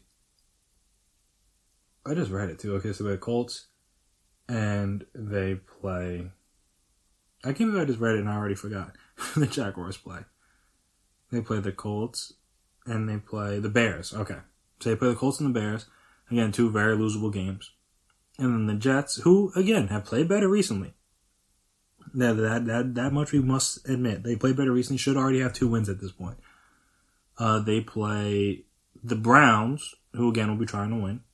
And then they play the Patriots, who knows what they'll be looking like at that point. Because obviously they're out of playoff contention. Who knows, like, they could be starting Jarrett Stidham for all we know. Like, it could be a weird one. So that's a game. That'd be crazy if the one time they beat the Patriots is this year when they need to actively lose games. Like I said, if both teams lose out, unfortunately, I think it's because of strength of schedule or something like that, the Jaguars would get the number 1 pick. So we are talking about a potentially franchise-altering franchise-altering win, I should say, for the Jets. And I know some people were like, "Oh, Trevor Lawrence should be so happy. Trevor Lawrence should be so happy. This is like such a great 24 hours for him." And I would just like to remind everybody that, like, the Jaguars have picked in the top 10, I think, almost every year except for the year they went to the conference championship, I believe, like this decade. So, or for the last decade, however you want to word it. So it's not like they've been some model franchise of consistency. It's not like I said, it's not like he's going to the Patriots. It's not like he's going to Baltimore. It's not like he's going to Pittsburgh. It's not like he's going to, like, Kansas City, like one of these model franchises. Like, no, he's going to the Jaguars, potentially. And so everyone's like, oh, at least not going to the Jets. Like, I don't know. Again, the Jets stink, but, like, also the Jaguars aren't so much better that I'm like, why would she be like, oh, I don't want to go to the Jets, but yeah, I'll be fine going to Jaguars. Like, why? Like, other than, like, it's closer to home, because I think it's from Georgia, so obviously Jacksonville's closer to Georgia than New Jersey is. But still, I'm just like, it's not like the Jaguars are some model organization in the NFL. They've had their issues as well. Like I said, they've had their quarterback issues as well. So again, it's not like I was very interested or intrigued by the fact that everyone was like, "Oh, at least he won't be going to the Jets," and I'm like, "Yes, but also like it's not like he's going to a good team." So it is that. It is what it is. But yeah, like this decision, or not decision, this win could change the course of two franchises over the next 15, 20 years. Like I said, I don't know how they feel about Justin Fields.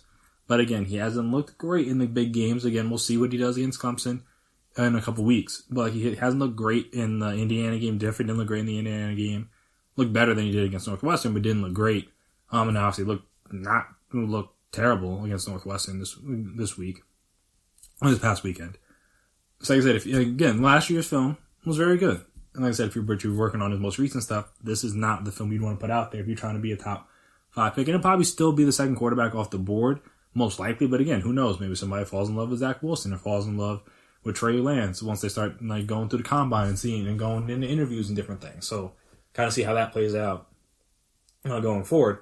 Like I said, the Jets now, if they say they win one of their next 2 games, so they finish out like 2-14. Like now they're in a position where they had Trevor Lawrence in their sights. Now you're like, do we keep Sam Darnold? Do we, like I said, draft a quarterback at 2, which they probably still should, or do we trade back in order to get like some more assets? Like I said, do we draft? I'm trying to think. Do we draft? I don't know if you draft another receiver, but do you draft like another corner? Because again, the corners are kind of young. Do you draft like a linebacker, like another pass rusher kind of guy? Like it's like the options are very much open. Do you draft like another lineman to help out with to bookend? Obviously Sewell's a left tackle, but like, do you draft him and then you have Sewell and Becton? Figure out which one of them wants to play right. Like, I don't know. And like I said, they had Trevor Lawrence basically in their sights, and now that they've won this game, they could potentially lose him. And then now, like I said, who knows what direction they go in at 2? I said they could keep the pick, could draft the quarterback, could draft a different position, could trade the pick. Like I said, at 1, you had your choice. And again, they could still have traded the pick if they had faith in Sam Darnold, think like he could be fixed with a better coach. So there's no guarantee you're picking Trevor Lawrence. But like, if they had gone 0-16, they're probably picking Trevor Lawrence. But since they are now not going to go 0-16, like I said, if they and they've looked better recently, it's like, do you give Sam Darnold one more year to try to figure it out? Like, don't pick up his 5th-year option, but give him another year, try to figure it out, and then go from there. Kind of like the Bears are doing with Mitch, where they brought somebody in to compete. He won the job, and then he lost the job, but now he's got the job back, and he's been playing better recently. I don't know if it's good enough to get a contract extension, but he's playing better recently, which is a good sign at the very least.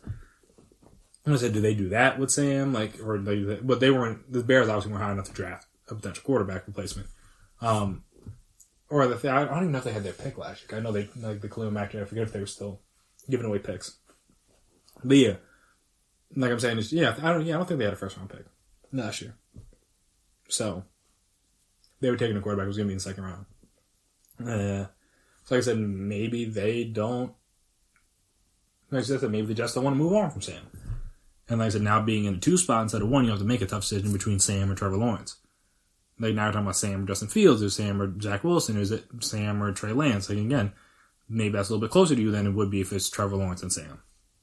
And obviously Jacksonville, they were going to take a quarterback regardless because Gardner Minshew isn't the answer. And now, like I said, they could have their pick, as opposed to being at the mercy of the Jets or whoever the Jets trade with in order to get up to that number 1 spot. Like if they stay at 1, and like I said, it's very likely they lose to both the Bears and the Colts. Then, like I said, they get their pick at the number 1 spot, and like I said, they will probably, honestly, you got to go through and you got to do your different interviews and things. But like at that point, Trevor Lawrence will basically be penciled in as the number 1 pick in Jacksonville, assuming he comes out whenever he declares. At that point. Like I said, Jacksonville has the number 1 pick. He's there.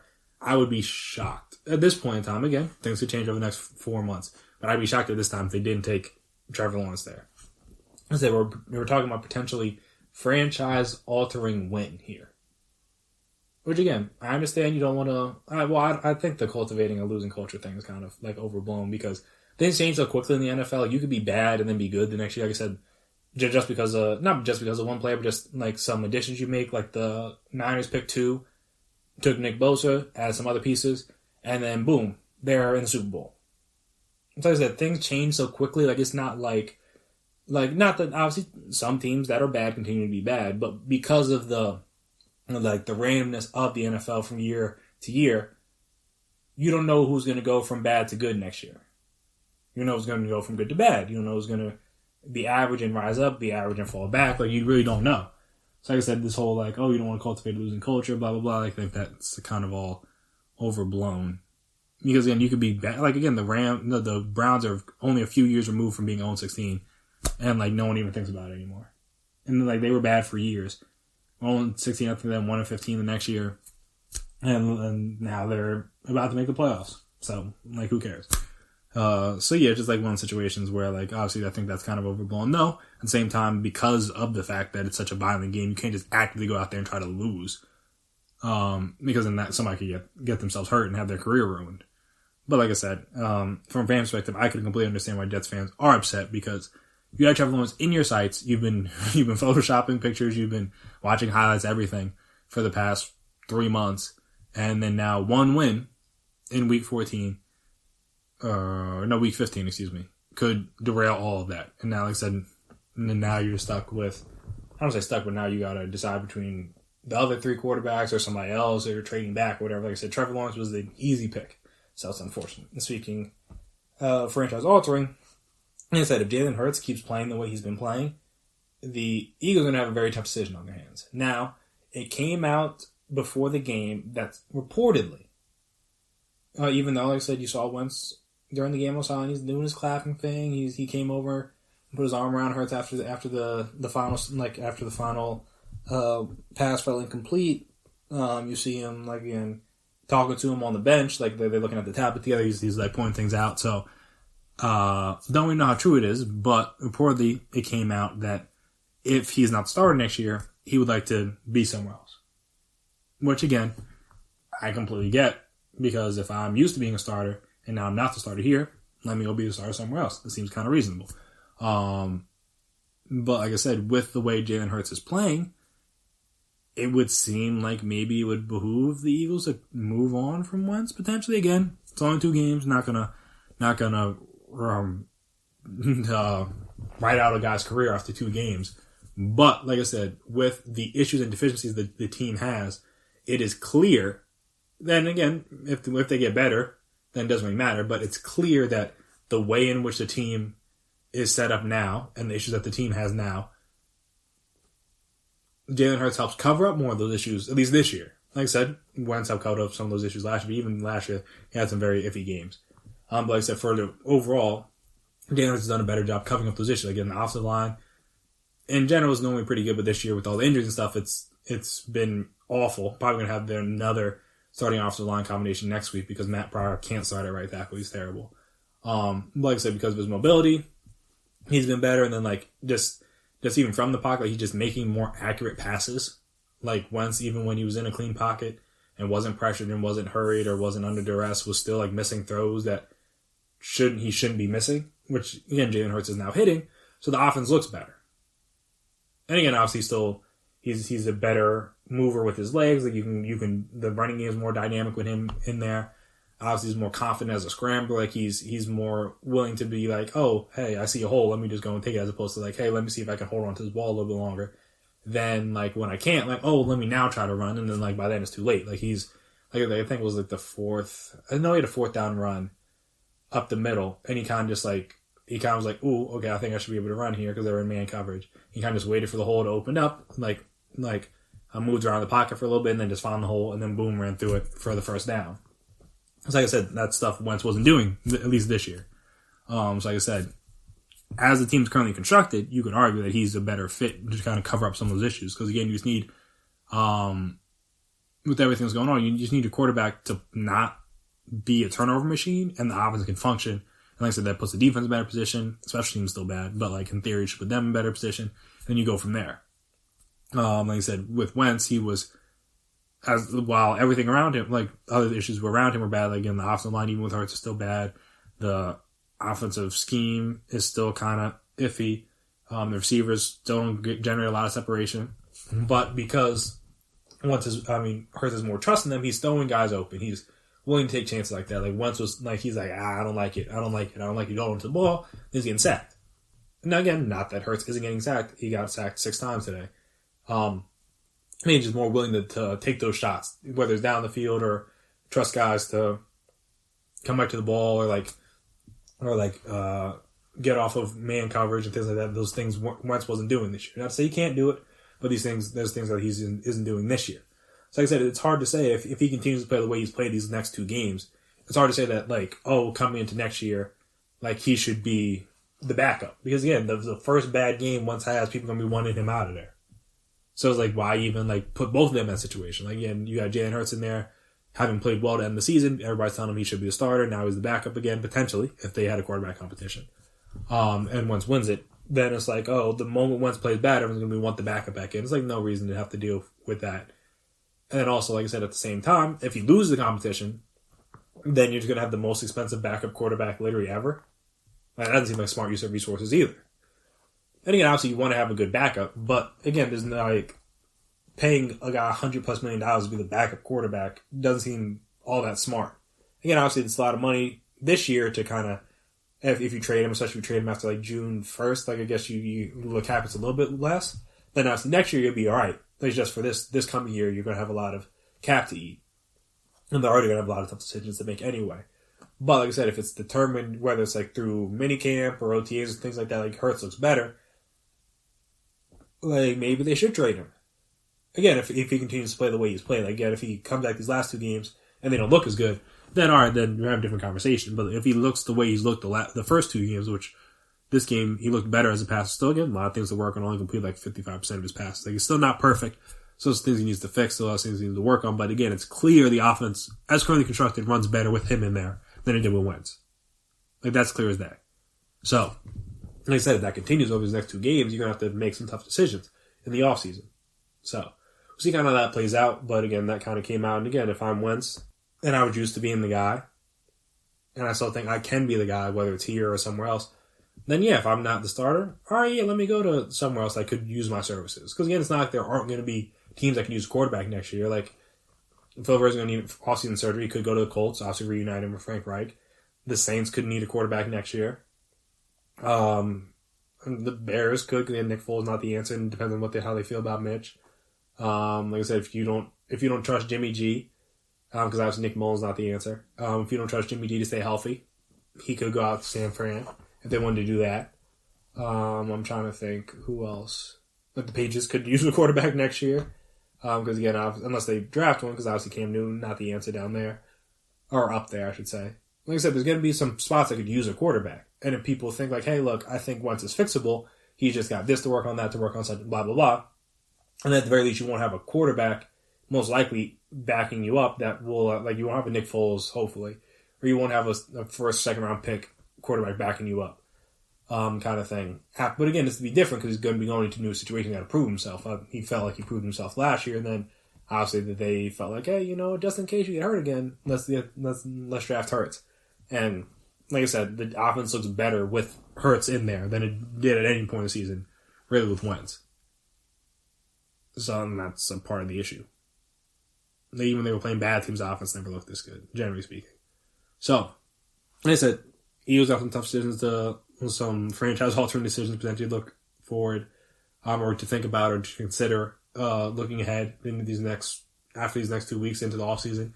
And like I said, the Jets may have had a franchise-altering win, not just for them, but for the Jaguars this afternoon when they beat the Rams, because now, like I said, now I can potentially change where Trevor Lawrence goes. I mean, not just even them. To change the life of Trevor Lawrence, change the life of Justin Fields, some of these other first-round picks. And like I said, Fields might have been locked in at 2 with Jacksonville. Like I said, maybe now the Jets don't like him the same way Jacksonville might have, or things like that. Like I said, a lot of things still play out, and a lot of changes to be made as we go forward. So yeah, quite a bit of a mess, to say the least. And we'll kind of see what happens with both of those, like I said, with the first pick and with this Wentz and Hurts situation after these last 2 weeks of the season finish out. So with the NBA season getting ready to get started, this week, obviously it's not getting started tomorrow, but this week, I know obviously I'm going to do more of a preview on Wednesday for you guys, but, a preview, predictions and things like that, but was looking ahead, I just thought I'd talk about some of the storylines and different things I'll be paying attention to and I'll be interested in for this upcoming season. So we'll discuss those right after the break. Stay right there. Check out the show built around the women of MMA. From the UFC, Invicta FC, Bellator, and One Championship. We got the fights covered. It's the Golden State Media Concepts Women's MMA Podcast. The latest news of upcoming fights, discussions of previous matches. Join us as we talk to and about the biggest names in women's mixed martial arts. Past, present, and future. When it's the women's fight game, you know where to listen to. The Golden State Media Concepts Women's MMA Podcast.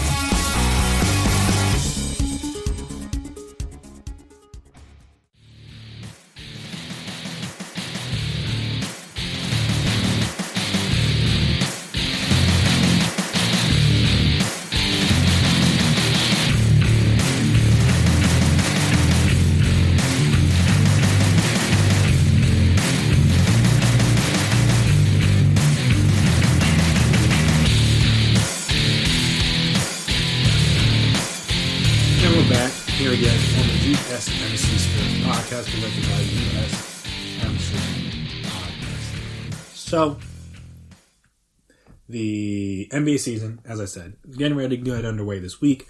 We got games, I believe, starting, I want to say Wednesday? We got games Friday, because it's Christmas. But I believe the first game start up Tuesday, my bad. They start up Tuesday. Did not realize that you got Warriors, Nets, and Clippers, Lakers, Tuesday. And obviously you have more games Wednesday. A bunch of other teams are playing, just like normal teams. And then obviously you got Christmas Day games. And then, like I said, then after that, then the season's officially in full swing. I always said the season doesn't start till Christmas, and now it's actually starting on Christmas. So that's kind of cool. I forgot that there were games Tuesday. All right. Okay, so I have to make sure to check in on those, though. I mean, that Warriors-Nets game is probably going to be nasty without Clay. And we'll see if Draymond and Wiseman will be able to play and stuff like that. KD's first home game officially. His 5-time he's going to try to go crazy on the Warriors. But then also you got Steph and Kyrie going against each other, so that's kind of fun. And then Clippers-Lakers. I mean, if the Clippers got shown me something in the playoffs, I really could care less about what they do in the regular season. Because again, they beat the Lakers opening night last year too, and what did it matter? Absolutely nothing. So there is that. But yeah, just as I said, since the NBA season getting ready to get underway, that I'd preview at least some of the storylines. Like I said, I'll do more extensive, official preview, because there's only 2 games. It doesn't really matter. I'll just do my more extensive preview pod for Wednesday. But so just looking ahead, speaking of the Nets, that is obviously going to be one of the teams I will have my eyes on. And no, not for the drama, not for Kyrie, because again, you see some of the topics and things. They're like, oh, then are the Nets going to be a recipe for disaster? Are they going to do this? Are they going to do that? No, I'm worried about the basketball side of things, because they have 2 guys on their team. And that's what I think in the last tune-up game against the Celtics, or even before that, they have 2 guys that at any given time could score 30 plus. Any given night, if they're on, they could. I mean, talk about 30 plus. They might score 30 plus in their sleep. Katie could score 30 plus in their sleep. They might score 40 plus on any given night, maybe even 50. If they're really feeling it. Like I said, that's not something many teams consider. They have 2 guys like that. So they got that. They have sharpshooters in Joe Harris and Shamet to a lesser degree, but obviously Joe Harris was once a 3-point champion, once led the league in 3-point percentage, if I remember correctly. They got a legit third scorer in Karis LeVert, who I guess will be coming off the bench to start at least, which again kind of makes sense if you want to have him maybe be the main scoring option second unit. Obviously that was Spencer before, but we'll see if they kind of tinker with that a little bit as season goes on. You got some decent size in DeAndre Jordan and Jared Allen. Jared Allen's a guy that could be this and maybe should be the starter, but is definitely a very quality young backup big if the DeAndre Jordan is going to be the starter. So they got some other size, and Taurean Prince and Krugs and Nick Claxton and some of the other guys that they've added. The one guy they drafted, I think, out of Mississippi State, or I think it was one of their rookies. He's pretty nice. He's a pretty good size as well for them. Just because they probably needed a little bit more size in their front court. That was one of their biggest issues last year. They really had no size on the team. That shouldn't be an issue this year, especially with KD being back. But yeah, like I said, so they got a very solid team from top to bottom. And like I said, outside of really what Spencer's really going to do, because again, if he's in the starting lineup, then he's not going to be like the primary ball handler of the second unit anymore, things like that. I don't really know where he fits. But like everyone else, in theory, has their defined roles. And like I said, as we've seen in the preseason, like their offense should be able to score 115, 120, like a night, generally speaking. Because again, and especially like when we get into the playoffs, but obviously just for the regular season, like the key is to have guys that can create their own shot and can hit difficult shots like in one-on-one situations.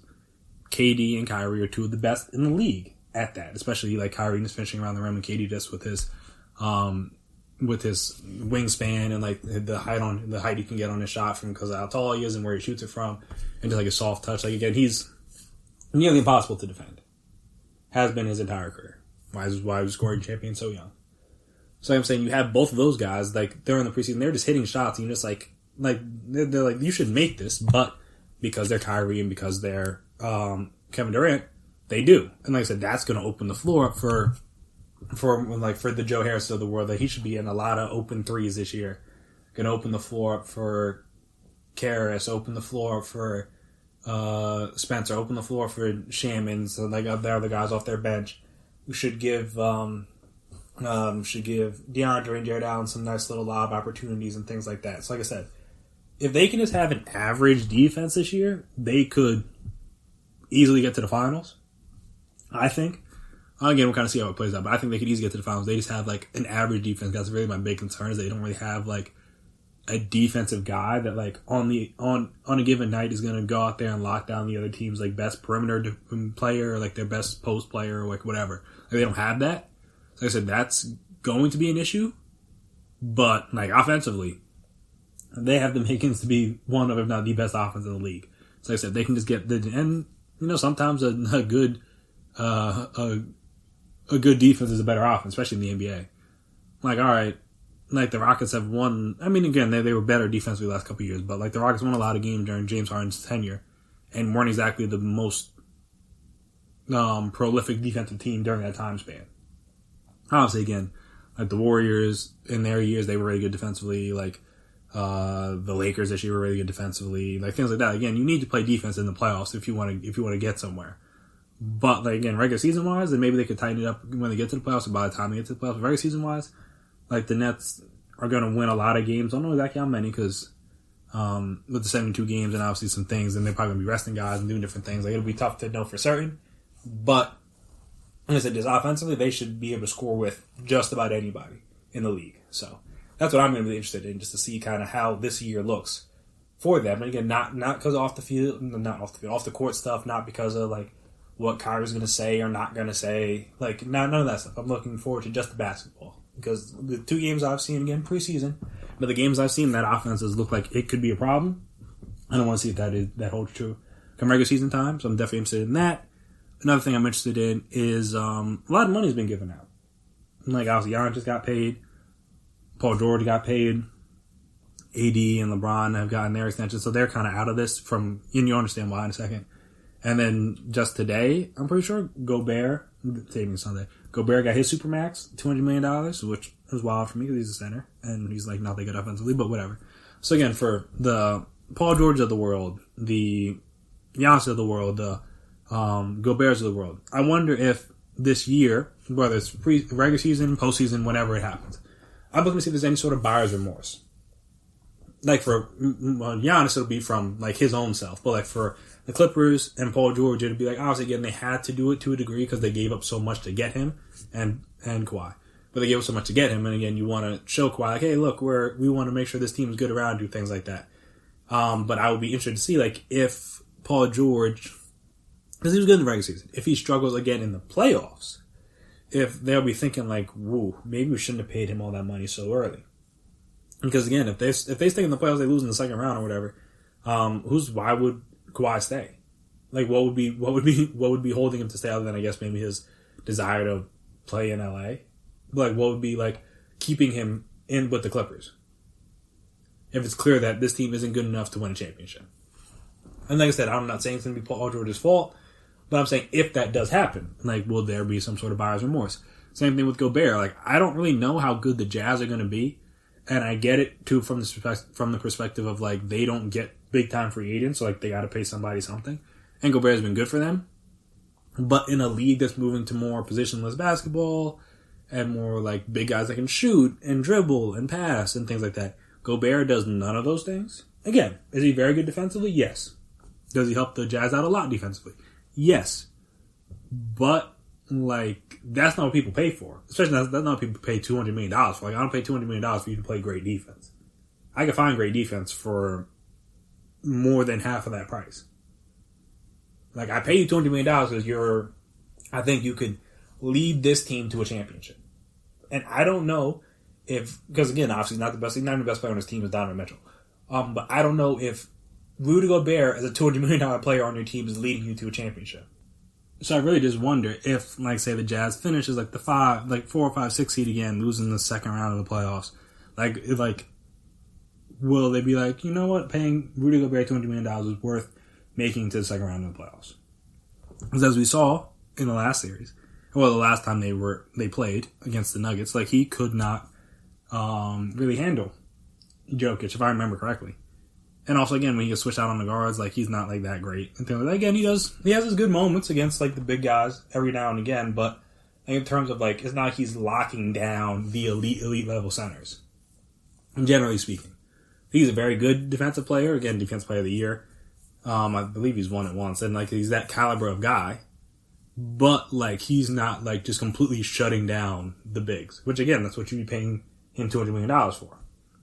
So, like I said, I've been to kind of see how that goes. And if there's any sort of, like, Jazz being like, why did we do this again? Like, what are we paying him for?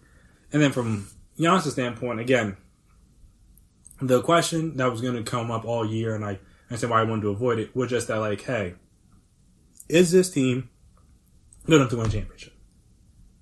And as we talked about, like, some of that is on Giannis because the fact that he can't really have the ball in crunch time because he can't shoot and his free throw shooting is subpar at best. Like, that makes their team worse. Like, if your best player can't have the ball, and especially when your best player is a 2-time back-to-back MVP, like, if he can't have the ball late in games, like, that's a problem. Again, that's not a Chris Middleton problem. That's not a Drew Holiday problem. That's not a Berg Lopez problem. That's a Giannis problem. And that's a Bud problem. So like I said, unless that changes, like I said, they're only going to go but so far because you can't. Like, if Chris Middleton or Drew Holiday is your number one option in the clutch, chances are you're probably not a championship caliber team. So like I said, Giannis is going to have to become that number one guy in those moments. And like I said, he hasn't done it yet. They've won a lot of regular season games with him not being that.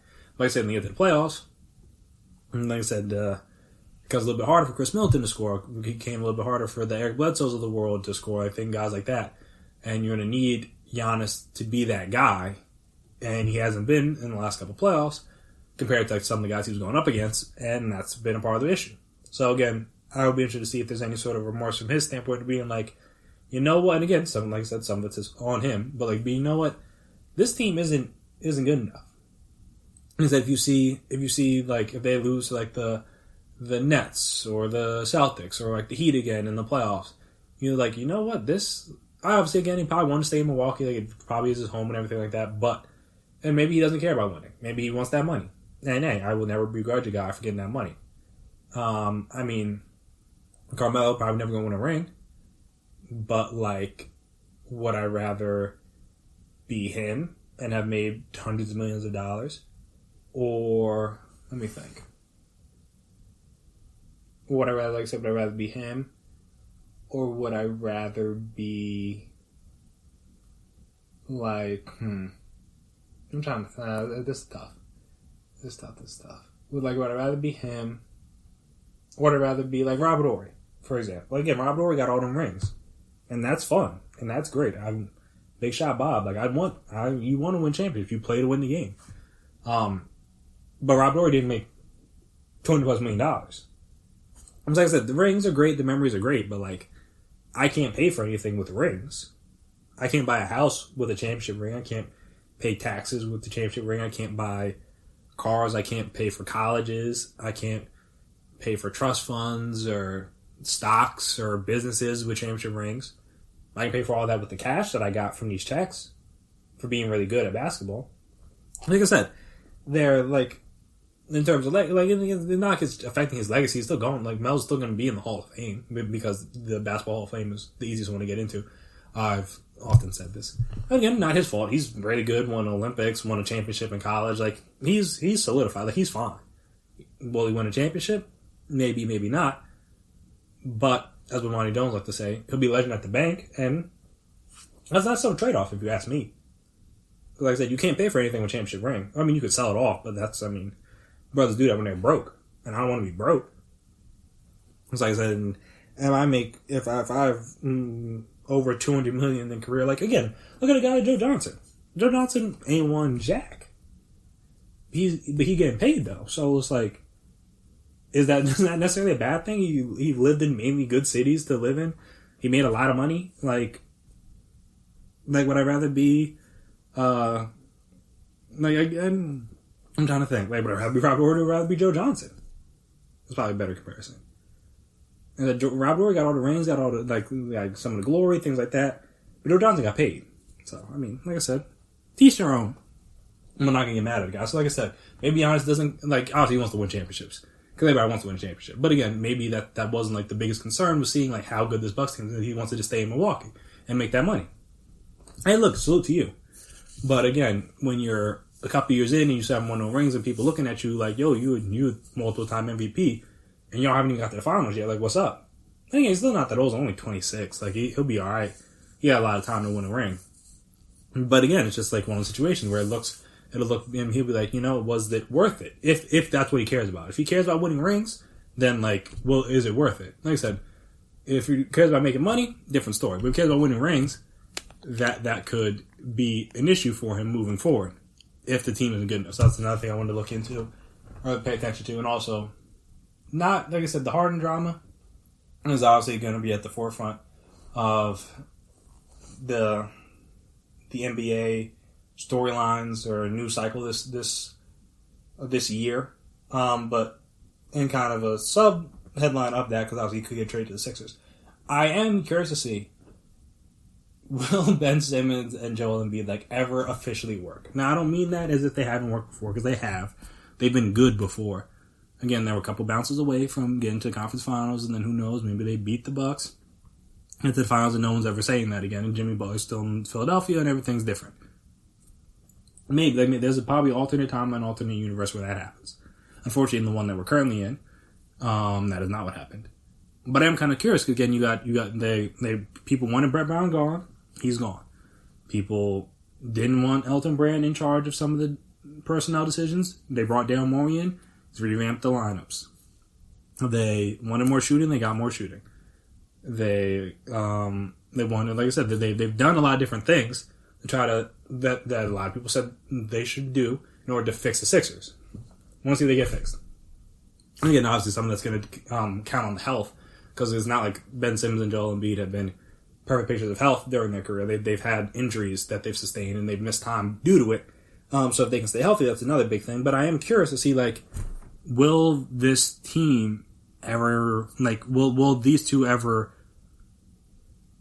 no, I don't say carry, that's not it, but will these teams ever be successful playoff-wise together? And again, maybe we won't ever find out, because maybe Ben Simmons gets traded for James Harden mid-season and all this is moot. But again, if they are in it for the long haul, like Daryl Morey claims, I am kind of curious to see how it goes. Because again, they have two of the more talented guys in the East on the same roster. And that should be enough to get you maybe at least a conference championship appearance. But they haven't even done that yet. So I'm kind of curious to see, like, hey, when's it going to happen? And like I said, they got rid of Brett Brown. They like I said, they got in a real quote-unquote GM. I guess he's not, I don't even think he's technically the GM. He's like some sort of front office guy. I don't know exactly what his title is there or more there. But got a different personnel guy in. They got more shooting. They added some pieces like in there. That Maxey guy looks legit. So, like I said, they made some good additions. Now it's time for it to come together on the court. And maybe Doc Rivers is the guy to do that. We'll see.